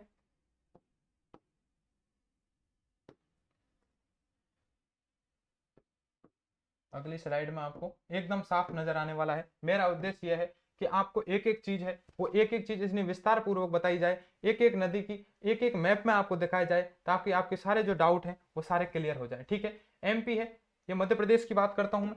मध्य प्रदेश में एक जनापाव की पहाड़ी है। कौन सी पहाड़ी है? ये एमपी है। एमपी में यहाँ पर एक पहाड़ी है जनापाव की पहाड़ियां, जनापाव, ये जनापाव की पहाड़ियां हैं। ठीक है, इस जनापाव की पहाड़ियों से ये नदी निकली है, कौन सी? ताप्ती नदी। वो नर्मदा नदी थी। इसके बाद मैं करता हूं ताप्ती नदी। ये ताप्ती नदी है, ये है हमारी जनापाव, जनापाव पहाड़ी, ठीक है, जनापाव पहाड़ी। अब मैं जनापाव पहाड़ी की यदि बात करता हूं, इस जनापाव की पहाड़ी से हमारी नदी निकली है। कौन सी नदी है? ताप्ती नदी। ये ताप्ती नदी कहां जाती है? सबसे पहले ही जाती है, सबसे पहले ये जाती है एमपी। एमपी में जाने के बाद ये जाती है महाराष्ट्र, महाराष्ट्र में जाती है गुजरात में, और गुजरात में यहाँ जाकर के एस्सुरी ज्वार नदी का निर्माण करते ये कहाँ चल जाती है? खंबात की खाड़ी में गिर जाती है। ये हमारी वही है, खंबात की खाड़ी है, ठीक है, खंबात खाड़ी, खंबात की खाड़ी। मैं ऊपर एक और नदी बना देता हूं, चलो आपकी समझ के लिए। ये हमारी नदी कौन सी थी? ये तो हुई है हमारी ताप्ती नदी। ताप्ती नदी के बाद यहां देखता हूं मैं, अलग कलर से बना देता हूं, ब्लैक कलर से बना देता हूं। देखिए यहां हमने देखा था, यहां पर है एमपी है, ये छत्तीसगढ़ है, इसके बॉर्डर पर यहां से निकली है। यहां से निकलने के बाद हल्की सी ये जाती है छत्तीसगढ़, ठीक है। एमपी में मिलने के बाद ये जाती है महाराष्ट्र में, महाराष्ट्र में जाने के बाद कहाँ चली जाती है? ये गुजरात में, और गुजरात में ये आई थी। ये हमारी नदी कौन सी थी? नर्मदा। तो ये हमारी नर्मदा नदी थी, जिसके बारे में हम पिछले चित्र में ढंग से चर्चा कर चुके हैं। नर्मदा के बाद यह है हमारी ताप्ती नदी। ताप्ती नदी कहाँ इसका उद्गम हुआ है? जनापाव की पहाड़ियों से। जनापाव की पहाड़ी कहाँ है? ये है हमारे मध्य प्रदेश में। तो मध्य प्रदेश में जनापाव की पहाड़ियों से ताप्ती नदी निकलती है, और ताप्ती नदी सबसे पहले कहाँ बहती है? मध्य प्रदेश में बहती है। इसके बाद ये महाराष्ट्र राज्य में जाती है। महाराष्ट्र राज्य में बहने के बाद ये कहाँ चली जाती है? ये गुजरात में चली जाती है, और खंबात की खाड़ी में जाकर के गिर जाती है। ये नदी है हमारी ताप्ती नदी। आखिर ताप्ती नदी की कौन कौन सी विशेषताएं हैं? इस ताप्ती नदी की मैं बात करता हूं। तो देखिए जो ताप्ती नदी है, ये ताप्ती नदी है, इस पर गुजरात में 2 परियोजनाएं हैं। इस ताप्ती नदी पर गुजरात में 2 परियोजनाएं हैं। सबसे पहले तो गुजरात में है, यहां पर एक है काकरापार, ठीक है, परमाणु विद्युत परियोजना, परमाणु विद्युत परियोजना, बहुत महत्वपूर्ण परियोजना है परमाणु विद्युत परियोजना। कई कई बार ये क्वेश्चन देखने को मिला है कि काकरापार परमाणु विद्युत परियोजना है वो किस नदी पर स्थित है? तो हम देखेंगे ताप्ती नदी पर स्थित है। कहाँ स्थित है? गुजरात राज्य में स्थित है। और गुजरात राज्य में ही इस पर एक और है परियोजना, जिसका नाम है उकाई। ये भी कई कई बार पूछी गई है कि उकाई जल विद्युत परियोजना, उकाई जल विद्युत परियोजना, ठीक है। तो आप देखिए दोनों क्वेश्चन है, इन दोनों क्वेश्चनों को मैं कई कई बार रिपीटेशन हुआ है यूपी के एग्जाम में, एमपी के एग्जाम में, राजस्थान के एग्जाम में, अलग अलग स्टेट की जो भी एग्जाम है उनमें ये दोनों क्वेश्चन पूछे गए हैं। सबसे पहले क्वेश्चन पूछा गया था कि काकरापार परमाणु विद्युत परियोजना है किस नदी पर स्थित है? तो हम आंसर देंगे ताप्ती नदी पर। काकराकार ये काकरापार है, ये परमाणु विद्युत परियोजना है, ये किस राज्य में स्थित है? तो आंसर हुआ गुजरात राज्य में स्थित। ऐसे ही उकाई जल विद्युत परियोजना है, ठीक है। जल विद्युत परियोजना नाम क्यों पड़ा है? क्योंकि यहाँ पर जल है, ठीक है, इस पर बांध बना हुआ है, बांध से जल गिराया जाता है, जल गिरेगा तो टरबाइन घूमेगी, टरबाइन घूमेगी तो जल के द्वारा विद्युत बनेगी, इसलिए इसका नाम पड़ गया है उकाई जल विद्युत परियोजना। याद रखना ताप्ती नदी है, इस ताप्ती नदी पर 2 परियोजनाएं हैं, काकरापार परमाणु विद्युत परियोजना और उकाई जल विद्युत परियोजना। दोनों कहाँ हैं? गुजरात में। इस प्रकार मैं दोनों जो नदियां हैं इन दोनों के शॉर्ट नोट्स आपको तैयार कर देता हूं, ठीक है। दोनों हैं, इन दोनों के शॉर्ट नोट्स तैयार करते हैं। सबसे पहले मैं बात करता हूं, कौन सी नदी की बात करता हूं? नर्मदा नदी। नर्मदा नदी, देखिए नर्मदा नदी की यदि बात की जाए, ठीक है, तो नर्मदा नदी सबसे पहले बताइए मुझे नर्मदा नदी का उद्गम कहां से हुआ है? नर्मदा नदी है, इस नर्मदा नदी का मैं सबसे पहले देखता हूं उद्गम। नर्मदा नदी है, इसका उद्गम कहां से हुआ है मुझे बताइए आप। देखिए मैप में बता देता हूं आपको, ये जो नर्मदा नदी है, ठीक है, कहाँ गई?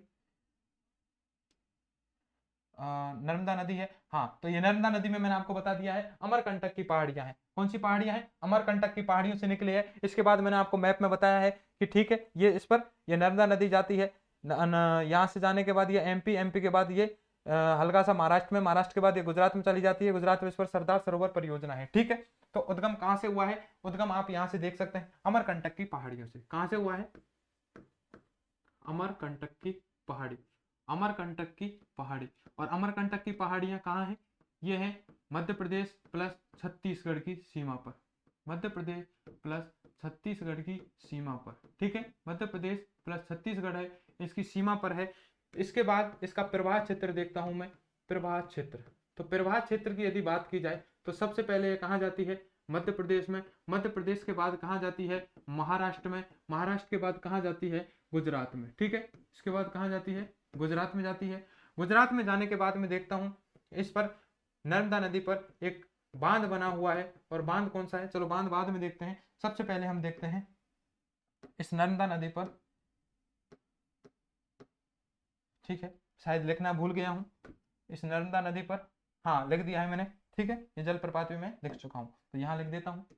नर्मदा नदी पर एक जलप्रपात है जिसका नाम है धुआंधार जलप्रपात। इसका नाम क्या है? धुआंधार, धुआंधार जलप्रपात। और ये धुआंधार जलप्रपात है, ये कहां पर है? एमपी में, ठीक है। इस नर्मदा नदी पर धुआंधार जलप्रपात एमपी में है। और इस पर एक परियोजना चलाई गई थी जिसका नाम है सरदार सरोवर परियोजना। ये सरदार सरोवर परियोजना है, ठीक है। इसके बारे में थोड़ी दो चार बातें हैं वो लिख देते हैं सरदार सरोवर परियोजना के बारे में, ठीक है। सरदार सरोवर परियोजना की यदि मैं बात करता हूं तो सरदार सरोवर परियोजना है, ये प्रारंभ कब हुई थी? ठीक है, प्रारंभ में देखता हूं तो 1961 में, ठीक है। पंडित नेहरू, पंडित नेहरू तत्कालीन पीएम थे, ठीक है। पंडित नेहरू कौन थे उस समय? तत्कालीन पीएम थे।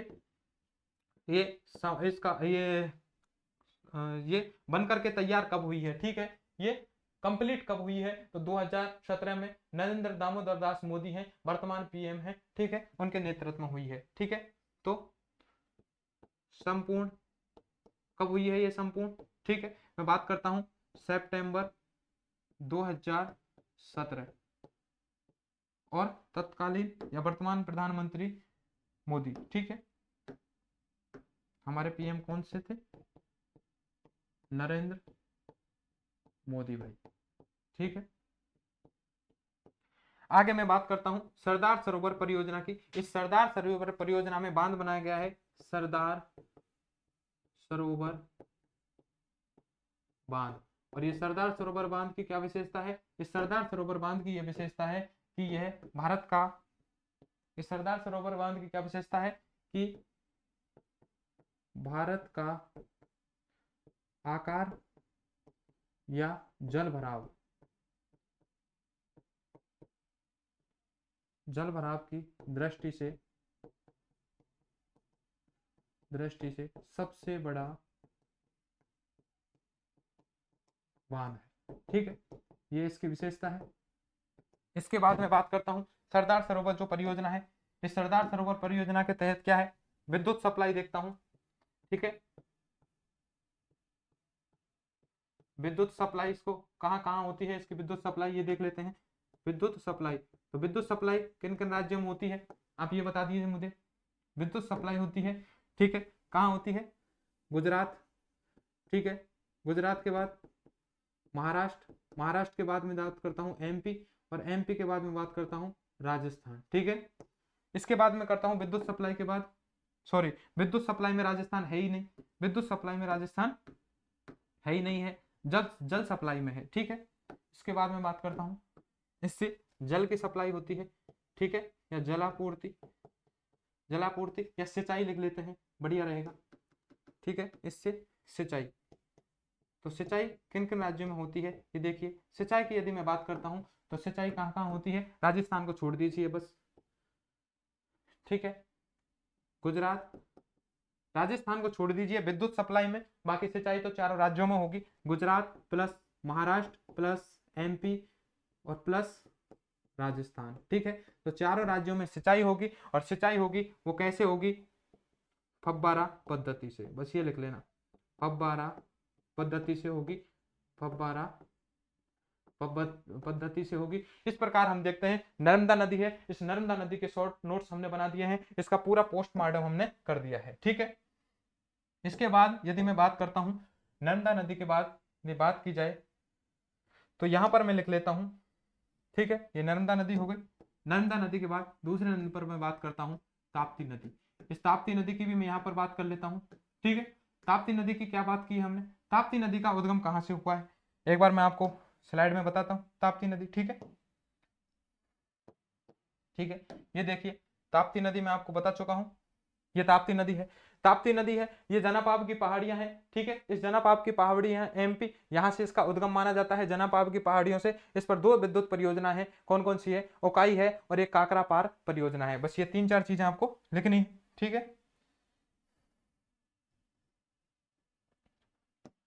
तो हम लिख लेते हैं इसका उद्गम, ठीक है। उद्गम है कहां से होता है, जनापाव पहाड़ी, और जनापाव की पहाड़ी कहाँ है, मध्य प्रदेश में, ठीक है। इसका प्रभाव क्षेत्र देखता हूं मैं आपको मैप में बता चुका हूं, ठीक है, वहां से आप और देख सकते हैं। इसका प्रवाह क्षेत्र की बात करता हूं मैं ताप्ती नदी की बच्चा, तो ताप्ती नदी है, इसका प्रवाह क्षेत्र है वो सबसे पहले तो है मध्य प्रदेश। मध्य प्रदेश के बाद ये कहाँ जाती है, ये जाती है महाराष्ट्र में, और महाराष्ट्र में जाने के बाद ये गुजरात में चली जाती है, जीजे, ठीक है, समझ जाना गुजरात को मैंने जीजे द्वारा लिखा है, ये है गुजरात, ये है गुजरात में चली जाती है। इसके बाद ताप्ती नदी पर 2 हमारी क्या है, परियोजना स्थित है, ठीक है। 2 परियोजना है, कौन कौन सी परियोजना है, दोनों परियोजना देखिए। सबसे पहले मैं इस ताप्ती नदी पर देखता हूं, तो पहली तो है ओकाई जल विद्युत परियोजना, ओकाई जल जल विद्युत परियोजना। और ओकाई ये जो जल विद्युत परियोजना है, ये ओकाई जल विद्युत परियोजना बेटा है कहां पर है, ओकाई जल विद्युत परियोजना है गुजरात में, ठीक है, गुजरात के अंदर है। और मैं बात करता हूं दूसरे नंबर पर, तो दूसरे नंबर पर है काकरा पार, काकरा पार, ठीक है, परमाणु विद्युत परियोजना, और ये भी कहाँ है, गुजरात में, ठीक है। इस प्रकार हम देखते हैं कि नर्मदा नदी है, ताप्ती नदी है, दोनों का हमने क्या बना दिया है, शॉर्ट नोट्स आपके तैयार कर दिए हैं, ठीक है। ये शॉर्ट नोट्स में आपको तैयार कर दिए हैं, मैप में भी आपको दिखा दिया है, देखिए मैं साइड में होता हूं, आप स्क्रीनशॉट ले सकते हैं, शॉर्ट नोट्स यहां पर तैयार कर सकते हैं। इस प्रकार नर्मदा और ताप्ती दोनों नदियों को मैं यहां पर ढंग से आपको पढ़ा चुका हूं। आपको 5 सेकंड दिए जाते हैं, आप यहां पर स्क्रीनशॉट ले सकते हैं, और स्क्रीनशॉट लेने के बाद आप स्क्रीनशॉट लेने के बाद इसकी पीडीएफ भी तैयार कर सकते हैं, और आगे आप देखेंगे तो हम आपको एक एक चीज है वो यहाँ पर क्लियर करने वाले हैं, मैप से आपको सारी चीजें बताने वाले हैं, ठीक है। इसके बाद हम बात करते हैं मांडवी नदी की और ज्वारी नदी की, ठीक है।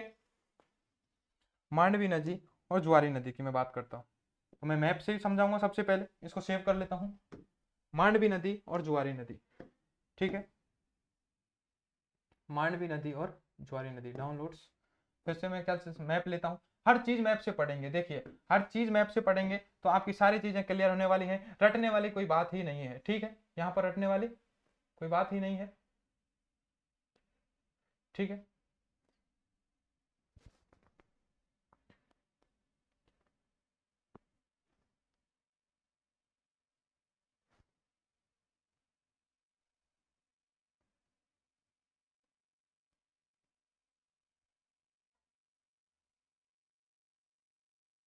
देखिए हाँ, मैंने ये मैप थोड़ा बड़ा किया है, मैप इसको बड़ा किया है, आप यहां से ध्यान से समझेंगे। देखिए ये है हमारा गोवा, गोवा के बाद ये कर्नाटक है, ये महाराष्ट्र है, ठीक है। ये है हमारा क्या है, महाराष्ट्र, ये है हमारा कर्नाटक, आपको बता दूं बड़ा करने के बाद आप समझ लेना, ये महाराष्ट्र है, ये कर्नाटक है, और ये छोटा सा इस जो जगह आप देख रहे हैं ये है गोवा। तो ये महाराष्ट्र, ये कर्नाटक, ये है गोवा, गोवा के बाद ये है हमारा कौन सा, गोवा के बाद ये क्या दिख रहा है आपको बताइए, केरल, केरल के बाद ये तमिलनाडु, तमिलनाडु के बाद आंध्र प्रदेश, ये है हमारा तेलंगाना, तेलंगाना के बाद देखेंगे हम, ठीक है, ये छत्तीसगढ़ वाला आ गया, छत्तीसगढ़ के बाद हम देखेंगे इधर ये कौन सा है, ठीक है। तो हम देख लिए, उड़ीसा भी हमने देख लिया है, आंध्र प्रदेश के ऊपर क्या है, उड़ीसा, ठीक है।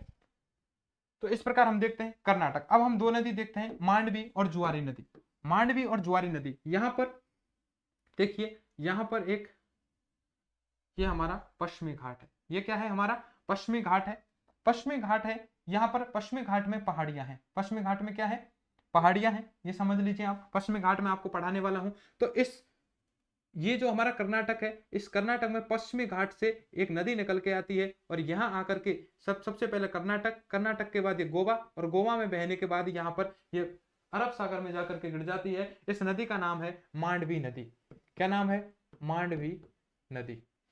मांडवी नदी। इस मांडवी नदी की क्या विशेषता है? देखिए, इस मांडवी नदी पर, इस मांडवी नदी है, इस मांडवी नदी पर बच्चा यहां पर देखिए, सबसे पहले तो मैं बात करता हूं, मांडवी नदी दो राज्यों में बहती है, पहले तो कर्नाटक में, इसके बाद गोवा में। निकली कहां से है? पश्चिमी घाट से निकली है। ठीक है, ये पश्चिमी घाट में पहाड़ियां हैं। यहां पर सबसे पहले कर्नाटक है, और कर्नाटक में क्या है?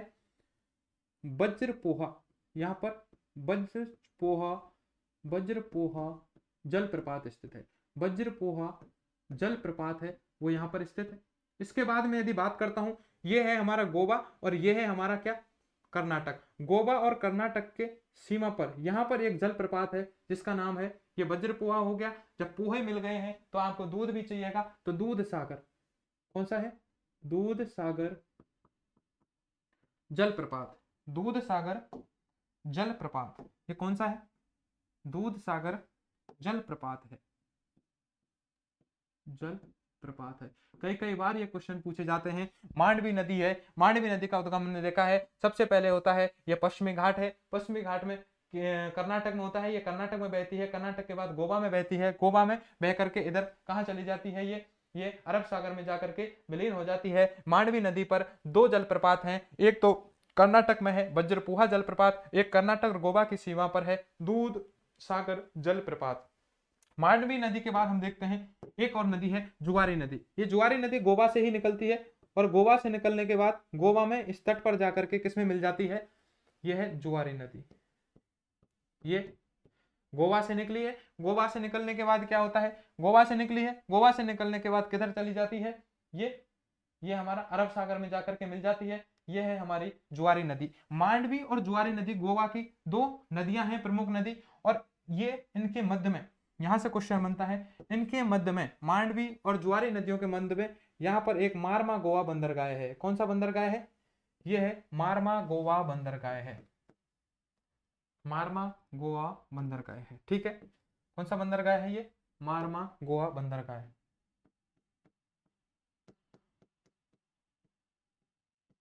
मारमा गोवा बंदरगाह है। तो क्वेश्चन पूछा जाता है, एक बार ये क्वेश्चन पूछ लिया गया है कि मारमा गोवा बंदरगाह है, ये है कहाँ स्थित है? तो गोवा, हमारे जो गोवा में स्थित है, गोवा राज्य में स्थित है। मारमा गोवा बंदरगाह है, किन नदियों के मध्य में स्थित है? तो मांडवी नदी जुआरी नदी पर के मध्य में स्थित है। ठीक है, मांडवी नदी है, इस पर हम बात कर लेते हैं। कर्नाटक राज्य में वज्रपोहा जलप्रपात है, और हम बात कर लेते हैं इस पर दूध सागर जलप्रपात है, जो कर्नाटक और कहाँ स्थित है?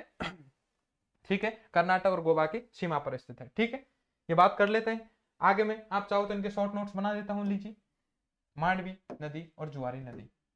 ठीक है, दो नदी हम पढ़ चुके हैं, तीसरी नदी पढ़ता हूं, मांडवी नदी। मांडवी नदी आपको बताता हूं, ये मांडवी नदी है। ठीक है, इस मांडवी नदी पर हम देखते हैं, सबसे पहले इसका उद्गम स्थान है, इतने महत्वपूर्ण नहीं है, बस आपको याद रखना है ये मांडवी नदी है। इस मांडवी नदी पर, जो मांडवी नदी है, इसमें कर्नाटक में हम देखते हैं, तो कर्नाटक में एक जलप्रपात है। उस कर्नाटक में कौन सा जलप्रपात है? वज्रपोहा। कौन सा है? वज्रपोहा।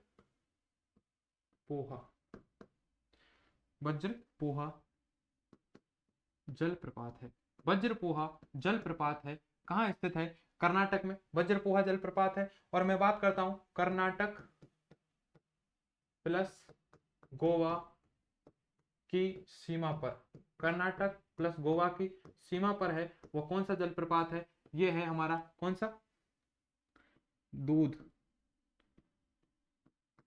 सागर जलप्रपात। दूध सागर जलप्रपात है, वो कहाँ स्थित है? दूध सागर जलप्रपात है, ये कर्नाटक गोवा की सीमा पर है। इस मांडवी नदी का प्रवाह क्षेत्र देख लेता हूं मैं, तो प्रवाह क्षेत्र, मांडवी नदी है, इस मांडवी नदी का जो प्रवाह क्षेत्र है, सबसे पहले ये मांडवी नदी कहाँ जाती है? कर्नाटक। ठीक है, कर्नाटक में जाने के बाद ये कहाँ जाती है? गोवा, और गोवा में जाकर के फिर ये अरब सागर में गिर जाती है। ठीक है, तो भारत के 2 राज्यों में बहती है, कर्नाटक और गोवा। इसके बाद में बात करता हूँ, मांडवी नदी हो चुकी है। चौथे नंबर की मैं नदी की बात कर लेता हूँ, जुआरी नदी। मांडवी नदी के बाद हम बात करते हैं जुआरी नदी की। ठीक है, जुआरी नदी है, ये गोवा की एक नदी है। ठीक है, ये कहाँ की नदी है? गोवा की नदी है, गोवा राज्य की नदी है, तो गोवा की नदी है। ठीक है, इस जुआरी नदी की क्या विशेषता है? इस जुआरी नदी की क्या विशेषता है? कोई विशेषता नहीं है, केवल पूछ ली जाती है मांडवी जुआरी दोनों नदी कहाँ है? गोवा में।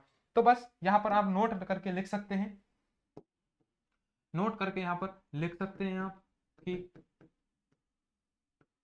गोवा में, गोवा में मांडवी व जुआरी, मांडवी व जुआरी नदियों के मध्य, नदियों के मध्य मारमा गोवा बंदरगाह है। कौन सा बंदरगाह है बताइए? मारमा गोवा, मारमा गोवा बंदरगाह है। ठीक है, कौन सा बंदरगाह है? मारमा गोवा बंदरगाह स्थित है। ठीक है, मारमा गोवा बंदरगाह स्थित है। इस प्रकार ये हमारी कौन सी नदी हो चुकी है? देखिए, सबसे पहले हमने इधर देखते हैं अरब सागर में गिरने वाली नदियां, नर्मदा देखी है, नर्मदा के बाद ताप्ती देखी है, ताप्ती के बाद हमने देखा है मांडवी नदी, मांडवी नदी के बाद हमने देखी है कौन सी नदी है? जुआरी नदी। जुआरी नदी के बाद इसको भी मैं ऐड कर देता हूं, आगे चलता हूं, मैप लेता हूं, फिर से आपको शरावती नदी बताता हूं। ठीक है, शरावती नदी की ओर लेके चलता हूं, शरावती नदी की ओर चलते हैं। फिर से एक मैप लेते हैं, रिवर्स ऑफ इंडिया। ठीक है, इसको खोलते हैं, यहां देखिए शरावती नदी को मैं आपको बताता हूं, तो ये कर्नाटक है। शरावती नदी को मैं आपको बताऊं ढंग से। ठीक है, तो ये है हमारा कर्नाटक। ठीक है, दोनों नदियों को एक साथ बताता हूं, इसमें कर्नाटक है, ये कर्नाटक में भी आ रही है हमारी। ठीक है, ये हमारा पश्चिमी घाट, इस पश्चिमी घाट में कर्नाटक से निकलती है ये शरावती नदी। शरावती नदी कर्नाटक में बहती है। ठीक है, शरावती नदी, क्या नाम है इसका? शरावती नदी। क्या जरूरत पड़ गई है इस नदी को पढ़ाने की? इतनी इंपॉर्टेंट नदी तो है ही नहीं, लेकिन ये पढ़ाने की जरूरत क्या पड़ चुकी है कि ये पश्चिमी घाट है, ये पश्चिमी घाट आ रहा है कर्नाटक में, इस पश्चिमी घाट से निकल रही है शरावती नदी, सबसे पहले कर्नाटक में बहती है, लेकिन और ये अरब सागर में जाकर के गिर जाती है शरावती नदी। कोई तो रीजन होगा शरावती नदी को पढ़ाया जा रहा है। ध्यान रखना, इस शरावती नदी है, इस शरावती नदी पर एक जलप्रपात है, और शरावती नदी पर जो जलप्रपात है ये भारत का सबसे ऊंचा जलप्रपात है। कौन सा है बताइए? महात्मा गांधी जलप्रपात है, जिसे क्या बोला जाता है बताइए मुझे? इसके 2 नाम और हैं, 2 नाम और हैं, महात्मा गांधी जलप्रपात भी इसे बोला जाता है, गरसोप्पा भी बोला जाता है। एक तो मैं बता देता हूं गरसोप्पा, फिर एक और क्या बोला जाएगा मुझे ये बता दीजिए आप कमेंट करके। ठीक है, तो इस पर देखिए, ये आपको कलर दिखेगा नहीं, ब्लैक ही लेता हूं मैं। ठीक है, यहां पर देखते हैं एक जलप्रपात है जोग गरसोप्पा, या जोग या गरसोप्पा, जोग या गरसोप्पा या महात्मा गांधी, तीनों नाम आ सकते हैं, कोई एक नाम आ सकता है तीनों में से। महात्मा गांधी जलप्रपात है, जलप्रपात है, महात्मा गांधी जलप्रपात है, जो कहाँ स्थित है? इस कर्नाटक राज्य में स्थित है। ध्यान रखना, शरावती नदी पर, इस बात को बिल्कुल सुन लेना, शरावती नदी पर कर्नाटक राज्य में एक जलप्रपात है, जोग गरसोप्पा या महात्मा गांधी जलप्रपात है, जो कि भारत का सबसे ऊंचा जलप्रपात है। ये शरावती नदी होगी। सबसे पहले आपको नर्मदा पढ़ाई है, मैं अरब सागर में गिरने वाली नदियों में नर्मदा पढ़ा दी है, ताप्ती पढ़ा दी है, मांडवी पढ़ा दी है, ज्वारी पढ़ा दी है, ये शरावती पढ़ा दी है, और एक नदी मैं आपको पढ़ाने वाला हूं पेरियार नदी। ठीक है, इसको भी बता देता हूं, पेरियार नदी की क्या विशेषता है? पेरियार नदी यहां से निकलती है, देखिए ये तमिलनाडु है, तमिलनाडु में यहां पर देखते हैं कौन सी पहाड़ी है बताइए मुझे? अन्ना मुदई की पहाड़ियां, जिनकी सर्वोच्च चोटी है। मैं आपको जब पढ़ाऊंगा तो सब पढ़ाऊंगा, पूर्वी घाट पश्चिमी घाट पढ़ाऊंगा, कि इस अन्ना मुदई की पहाड़ियों की सर्वोच्च चोटी होगी अन्ना मलाई। ठीक है, अन्ना मलाई होगी, लेकिन यह पहाड़ी है अन्ना, ठीक है,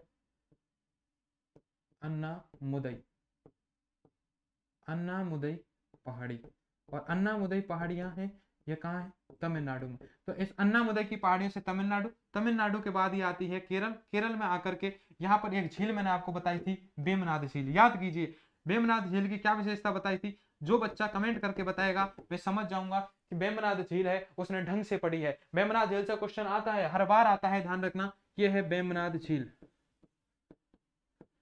वेमनाथ झील।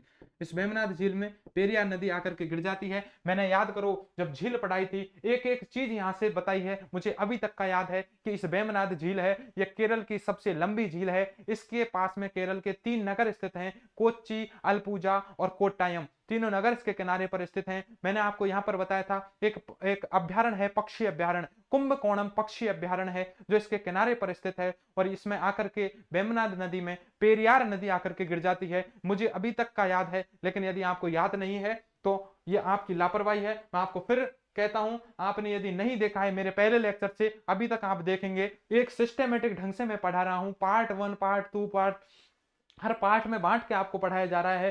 तो आप ध्यान से दीजिए, आप नोट्स बनाते जाइए। हर कोचिंग से आपको बेस्ट यहाँ पर नोट्स तैयार किए जा रहे हैं, इस बात को भूलिएगा मत। आप कहीं से कोई टॉपिक पढ़िए, एक टॉपिक मेरा, कोई टॉपिक आपको मैं विश्वास दिला रहा हूं, आप कोई एक टॉपिक मेरा पढ़िए, पूरा पढ़िए, लेकिन और कोई और कोचिंग से आप एक टॉपिक पूरा पढ़िए, आप हमको बेहतर पाएंगे। फिर आपको विश्वास दिला रहा हूं, जो आप यहां से जो पढ़ेंगे, यहां से जो शॉर्ट नोट्स बन रहे हैं, उसी से क्वेश्चन बनने वाला है। इस मैप में जो चीज दिखाई जा रही है, मैप यदि भर रहे हैं तो आपकी ज्योग्राफी बहुत स्ट्रांग होने वाली है और कोचिंगों से आप बहुत आगे निकलने वाले हैं। आप एक बार तुलना करके देखें, मेरी बात पे तुलना करके देखें।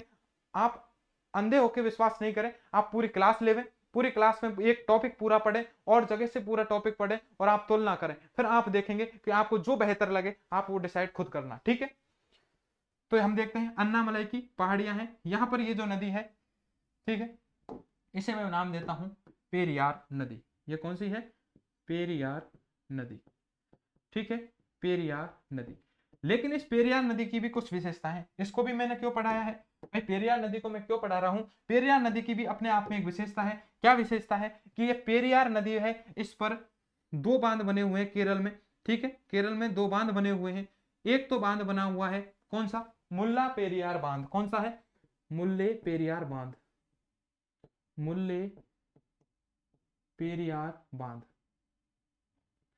एक तो मुल्ला पेरियार इस पर बांध बना हुआ है, एक यहाँ पर बांध बना हुआ है। मुझे आप कमेंट करके बताएंगे यहाँ पर कौन सा बांध बना हुआ है। और बहुत बार ये क्वेश्चन पूछा गया है कि केरल में कौन कौन से बांध स्थित हैं। एक तो मुल्ला पेरियार बांध है जो इस पेरियार नदी पर स्थित है, एक बांध है जो आप मुझे कमेंट करके बताएंगे, ठीक है, केरल राज्य में स्थित है। और बता देता हूं ठीक है, इसके किनारे पर यहाँ पर है एक कोच्चि बंदरगाह भी स्थित है। कहाँ स्थित है?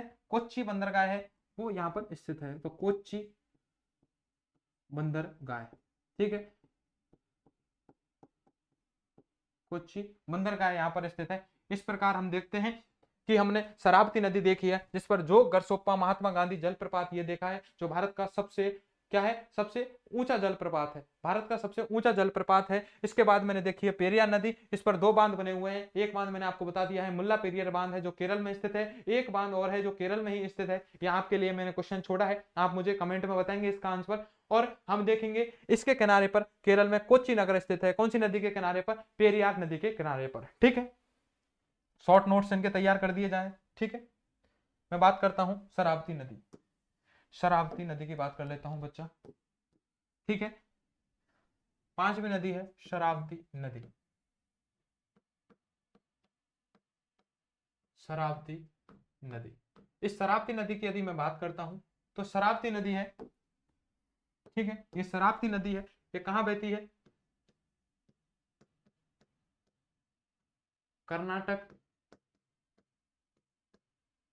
राज्य में प्रवाहित होती है, केवल एक राज्य में प्रवाहित होती है, कर्नाटक में। बस ये आपको ये याद रखना है, इस शरावती नदी पर, शरावती नदी पर भारत का, इस पर भारत का सबसे ऊंचा जलप्रपात है, जलप्रपात स्थित है, सबसे ऊंचा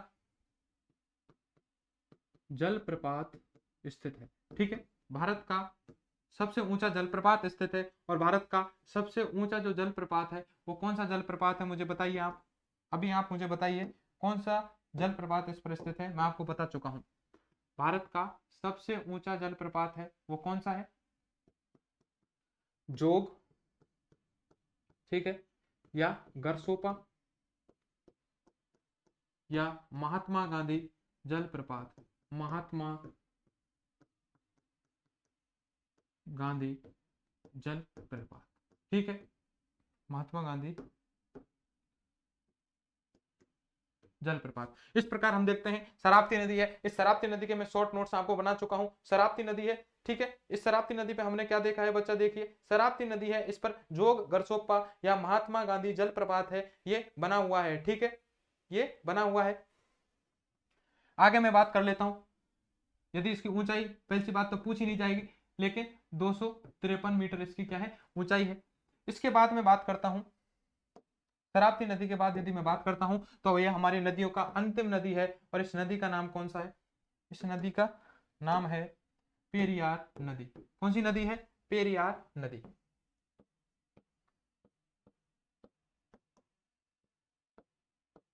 ठीक है, पेरियार नदी है। पेरियार नदी है। मैं आपके कमेंट देखता हूं आपने आंसर दिया है नहीं दिया है। पेरियार नदी का मैं उद्गम लिख देता हूं। सबसे पहले मैं इसका उद्गम लिख देता हूं। तो उद्गम होता है इसका तमिलनाडु की अन्नामलाई की पहाड़ी, तमिलनाडु की अन्नामलाई की पहाड़ियों से, अन्नामलाई की पहाड़ियों से, ठीक है। इसके बाद मैं बात करता हूं, इस पर प्रवाह क्षेत्र देख लेता हूं। इसका प्रवाह क्षेत्र देख लेते हैं। इसका प्रवाह क्षेत्र कहाँ है? सबसे पहले ये जाती है तमिलनाडु। तमिलनाडु के बाद कहाँ बहती है? ये तमिलनाडु के बाद चली जाती है केरल में बहती है, ठीक है। इस पर बांध देख लेते हैं। पेरियार नदी पर बांध है, मुझे बताइए कमेंट करके, मैं आपके आंसर को देखने वाला हूं अभी। इस पर पहला बांध बना हुआ है पेरियार नदी पर, जो मैं आपको बता चुका हूं, मुल्ले पेरियार बांध। कौन सा बांध है? मुल्ले पेरियार बांध। मैं यहां पर लेता हूं कलर, ये ले लेता हूं। पहला है मुल्ले पेरियार बांध है, और ये मुल्ले पेरियार बांध है, ये कहाँ है? केरल में है। और दूसरा, मैं आपके कमेंट देखता हूं अभी, रुकिए। दूसरा आपने कुछ बताया है क्या? आप बताइए। मुल्ले पेरियार बांध है, ठीक है। मुल्ले पेरियार बांध के अलावा कौन सा बांध बना हुआ है इस पर बताइए मुझे, ठीक है, ठीक है, ठीक है, ठीक है। तो इस पर इदुक्की बांध है, वेरी गुड, इदुक्की बांध है। कौन सा बांध है? इदुक्की बांध है। इदुक्की बांध है, ये भी कहाँ बना हुआ है? केरल में। इस प्रकार हम देखते हैं, हमने देखा है शरावती नदी देख ली है और पेरियार नदी देख ली है, ठीक है। पेरियार नदी, शरावती नदी की बात करता हूं, कर्नाटक राज्य में भारत का सबसे ऊंचा जलप्रपात इस पर स्थित है, ठीक है। इस जलप्रपात का नाम क्या है?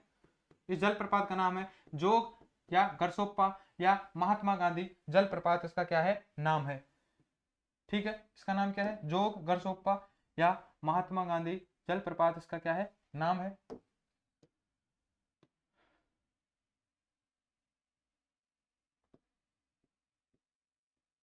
ठीक है। मैंने यहां पर लिख दिया है, थोड़ा भद्दा दिख रहा है।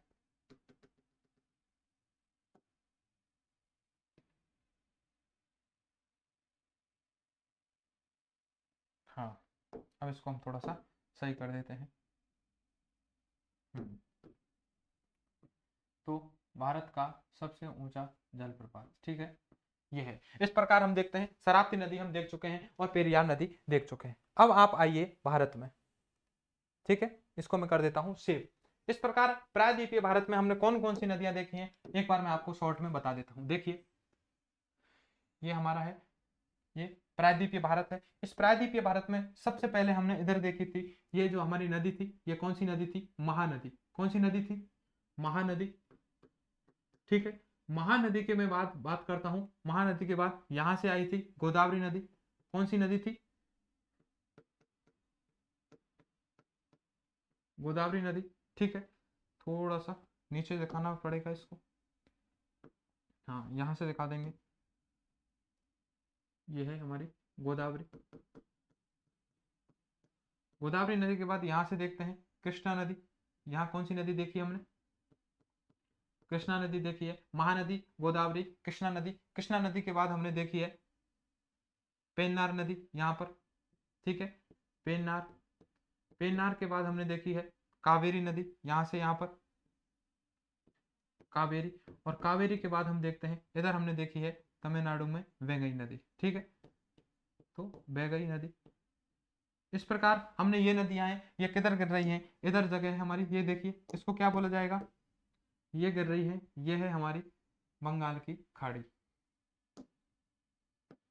ये है हमारी बंगाल की खाड़ी, ठीक है। इधर देखते हैं बंगाल की खाड़ी, ठीक है। आगे मैं बात करता हूं, ठीक है, आगे मैं बात करता हूं, इसमें कलर बदल लेता हूं और कलर लेता हूं मैं इसमें रेड। रेड में इधर हमने बात करी है महान, इधर देखिए इधर हमने 6 नदी देखी है प्रायद्वीपीय भारत में, महानदी गोदावरी, कृष्णा, पेन्नार, कावेरी, वैगई, ठीक है। इसके बाद हम नदी देखते हैं, सबसे पहले इधर से एक नदी आई थी नर्मदा नदी, कौन सी नदी आई थी, नर्मदा नदी इधर आई थी, ठीक है, ये थी नर्मदा नदी। नर्मदा नदी के बाद यहाँ पर आई थी एक, ये है ताप्ती, नर्मदा नदी के बाद कौन सी आई थी, ताप्ती, नर्मदा हो गई, ताप्ती हो गई। गोवा में 2 नदियां आई थी, एक तो आई थी इधर, ठीक है, मांडवी, ये नदी कौन सी थी, मांडवी नदी थी, ठीक है। मांडवी नदी के बाद एक नदी गोवा में ही आई थी, ये थी जुआरी नदी, कौन सी नदी थी, जुआरी नदी, मांडवी जुआरी। यहाँ कर्नाटक में एक नदी बही थी जिसकी नदी का नाम था शरावती, शरावती नदी। इस शरावती नदी के बाद मैंने देखा है नर्मदा, ताप्ती, मांडवी, जुआरी, शरावती, और शरावती नदी के बाद यहाँ हमने देखा है तमिलनाडु, तमिलनाडु से यहाँ आती है केरल में, और केरल में एक नदी आकर के बहती है जिसका नाम है पेरियार नदी। इस प्रकार प्रायद्वीपीय भारत की हम संपूर्ण नदियों को पढ़ चुके हैं, और इसी के साथ हमारा जो नदियों वाला टॉपिक है ये कंप्लीट हो चुका है। अब आप देखिए सबसे बड़ा परिवर्तन है वो आप देखिए, मैंने सबसे पहले जो नदियों वाला पोर्शन शुरुआत की थी, ठीक है, नदियों वाले पोर्शन को हमने जब शुरू किया था तब हम क्या देख चुके थे, सबसे पहले मैंने नदियों को 3 भागों में बांटा था। नदियों को मैंने कितने भागों में बांटा था, 3 भागों में बांटा था। सबसे पहले हमने देखी थी हिमालय से निकलने वाली नदियां। हिमालय से निकलने वाली नदियों में पार्ट 1 में हम देख चुके थे, सबसे पहले हमने हिमालय से निकलने वाली नदियों को नंबर 1 पर हमने देखा था, कौन सा, सिंधु नदी तंत्र, जिसमें हमने सिंधु, झेलम, चेनाब, रावी, ब्यास और सतलज 6 नदियों का अध्ययन किया था। फिर हमने देखा था पार्ट 2 में हम देख चुके थे गंगा नदी, वो ब्रह्मपुत्र नदी और उसकी सहायक नदियां। पार्ट 2 में ब्रह्मपुत्र नदी की सहायक नदियां देखी, जिसमें हमने ब्रह्मपुत्र नदी, दिहांग, दबंग, लोहित, मानस, तिस्ता, रंगीत नदी, बराक नदी, दलश्री, कालाश्री, सुवर्णश्री, इन सब की हमने चर्चा कर ली थी। इसके बाद यदि मैं बात करता हूं तीसरे पार्ट में हम लेकर के आए थे गंगा नदी, जिसमें हमने देखा कि गंगा नदी है, उस गंगा नदी की सहायक नदियां देखी, जैसे कि रामगंगा नदी, गोमती नदी, ठीक है, सरयू नदी, घाघरा नदी, राप्ती नदी, गंडक नदी, कोसी नदी, महानंदा नदी, यमुना नदी, सोन नदी, पुनपुन नदी। फिर यमुना की भी हमने सहायक नदी देखी है। अगले पार्ट में हमने देखी है, कौन सी देखी है, स्टार्ट हमने कहां से किया है, हमने स्टार्ट किया है कि यमुना नदी की सहायक नदियां, जिनमें चंबल देखी है, सिंध देखी है, केन देखी है, बेतवा नदी देखी है। इस प्रकार हमने हिमालय से निकलने वाली नदियां थी वो कंप्लीट देख ली थी, जो ए वाला पोर्शन था वो कंप्लीट देख लिया था। आप पहले दिन की जाकर के चार्ट देखिए। दूसरे नंबर पर देखेंगे बी वाले पोर्शन पर मैंने बताया था प्रायद्वीपीय भारत की नदियां, जिसमें प्रायद्वीपीय भारत की नदियों में मैंने सबसे पहले बताया था महानदी, महानदी के बाद ये गोदावरी, गोदावरी के बाद ये कृष्णा, कृष्णा के बाद पेन्नार, पेन्नार के बाद कावेरी, कावेरी के बाद वैगई। ये नदियां हैं, ये बंगाल की खाड़ी में गिरने वाली है। इसके बाद मैंने प्रायद्वीपीय भारत में ही आपको नर्मदा नदी बताई है, ताप्ती नदी बताई है, मांडवी, जुआरी दोनों नदी बताई है, शरावती बताई है, पेरियार बताई है। इस प्रकार मैं देखता हूं कि प्रायद्वीपीय भारत की जो बी वाला पोर्शन था वो भी मैंने कंप्लीट किया है। अब बचा है सी वाला पोर्शन, जिसमें मैंने लिखा है अंतः स्थलीय नदियां। अंतः स्थलीय नदियां हैं, ये भारत के संदर्भ में पढ़ी ही नहीं जाती हैं, ये केवल और केवल राजस्थान में मौजूद हैं। जब मैं राजस्थान में आपको राजस्थान की ज्योग्राफी पढ़ाने वाला हूं तो बच्चा याद रखिएगा, राजस्थान की ज्योग्राफी में मैं आपको अंतः स्थलीय नदियों के रूप में मैं आपको उनको जो भी नदियां हैं उन सबको पढ़ाने वाला हूं, ठीक है। तो आप मुझे बताइए आपको ये नदियां वाला चैप्टर कैसे लगा है। सबसे पहले 5 मिनट बातें करते हैं, ठीक है। सबसे पहले आप मुझे ये बताइए कि आज का आपको जो ये सेशन है, पूरे सेशन की मैं बात करता हूं। सबसे पहले मैं बात करता हूं कि मैंने जो हमारे सबसे पहला जो मैंने टॉपिक पढ़ाया है वो पढ़ाया है भारत की झीलें। जो भारत की झीलें हैं वो मैंने आपको एक यूनिक तरीके से पढ़ाई है, आप जाके देखें।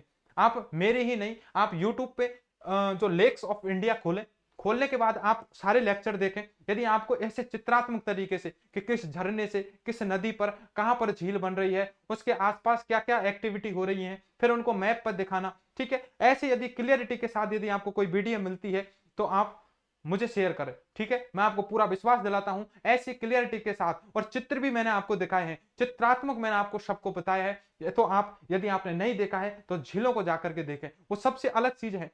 मेरी एक खास बात ये रहेगी ज्योग्राफी पढ़ाने की कि मैं आपको मैप में सारी चीजें बताने वाला हूं। किसमें?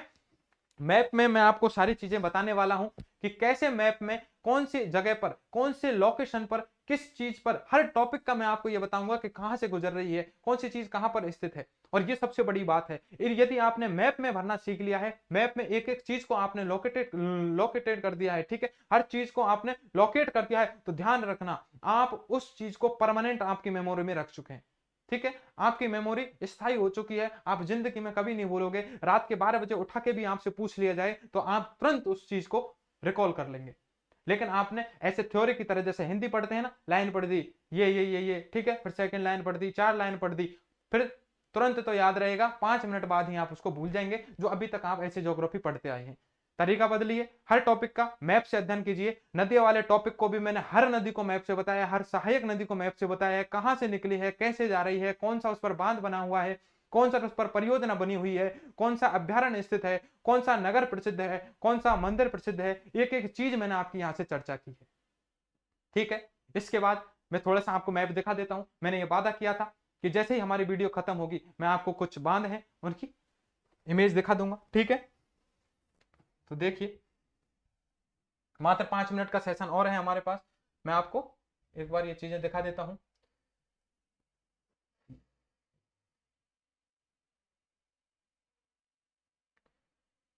ये देखिए, सबसे पहले मैं बात करता हूं, यह है सरदार सरोवर डैम की बात करता हूं। यह है हमारा सरदार सरोवर बांध, ठीक है। यह है सरदार सरोवर बांध, जो मैंने अभी चर्चा की है आपकी सरदार सरोवर परियोजना की चर्चा की है। इस पर लिख देता हूं मैं सरदार सरोवर बांध, ठीक है। यह है हमारा सरदार, ठीक है, यह है सरदार सरोवर बांध। तो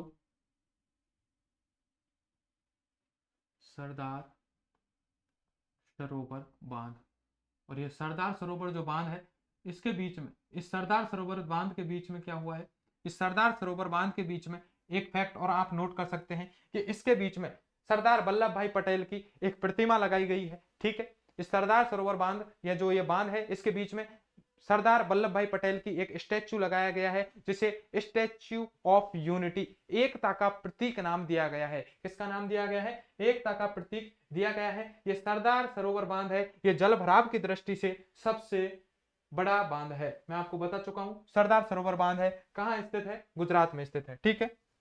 इसको भी सेव कर लीजिए, आगे मैं बताने वाला हूं, ठीक है। आगे चलते हैं। आगे चलने के बाद ये देखिए, हीराकुंड डैम दिखा देता हूं आपको, हीराकुंड डैम, ठीक है। इधर आ जाते हैं, ये देखिए हीराकुंड डैम। इस हीराकुंड डैम की मैंने क्या विशेषता बताई थी? ये जो हीराकुंड डैम है, ये हीराकुंड डैम है, ये कहाँ स्थित है? उड़ीसा में स्थित है। ये कहाँ स्थित है? उड़ीसा में स्थित है भैया, ठीक है। ये लिख लेता हूं मैं हीराकुंड, ठीक है। तो यहां लिख देता हूं हीराकुंड बांध, और हीराकुंड बांध है, ये कहाँ है? उड़ीसा में है। इसकी क्या विशेषता है? हीराकुंड बांध है, ये भारत का सबसे लंबा बांध है। लगभग कम से कम इसकी लंबाई देखी जाए तो न्यूनतम यानी मिनिमम ये कितना है? ये मिनिमम यदि बात की जाए तो 4.5 किलोमीटर लंबा है, ठीक है। इससे ज्यादा हो सकता है, लेकिन जब लंबाई नापनी होती है तो मिनिमम लेते हैं। देखिए यहां से लेकर के यहां तक आप लंबाई देख रहे हैं, तो कम से कम इसकी लंबाई है वो 4.5 किलोमीटर है। यह है हमारा हीराकुंड बांध है, उड़ीसा में स्थित है, महानदी पर स्थित है, ठीक है। इसके बाद मैं बात करूं, इसको भी सेव कर लेता हूं, आगे बात करता हूं मैं बच्चा, ठीक है।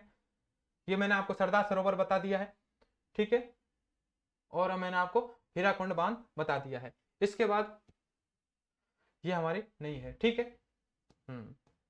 हाँ, एक मैप मैं और देख लेता हूं, पिछली वीडियो में मैं आपको कुछ और बताना चाहूँ तो ये हमारा रिवर्स ऑफ इंडिया पार्ट 4 है। इसको मैं एक बार ओपन करता हूँ, जो भी चीजें हैं देखते हैं, कुछ नई चीज मैं आपको बताने की कोशिश करता हूँ। ये मैंने आपको दामोदर नदी है, सॉरी ये है, ठीक है। इसके बाद मैं देखता हूँ, अच्छा ये आज की वीडियो है, ठीक है, ठीक है, ये हम देखते हैं। इसके बाद हम देखते हैं,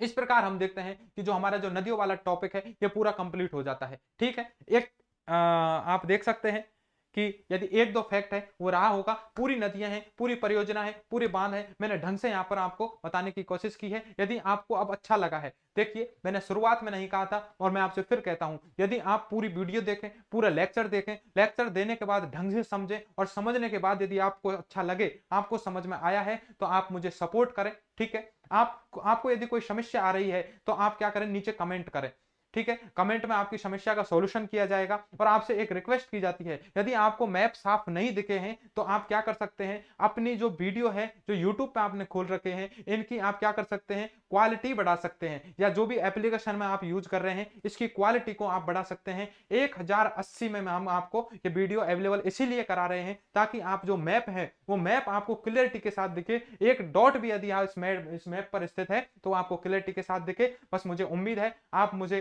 पॉजिटिव रेस्पॉन्स देंगे, ठीक है। आप जो भी जो भी आपको यदि अच्छा लगा है, टॉपिक समझ में आया है, तो अपने दोस्तों के साथ शेयर करेंगे, ठीक है। और इसी उम्मीद के साथ मैं इस वीडियो को यहीं विराम देता हूं। मिलते हैं एक नए टॉपिक के साथ, जब तक के लिए नमस्कार, धन्यवाद, आदाब, सत श्री अकाल, जय हिंद, जय भारत।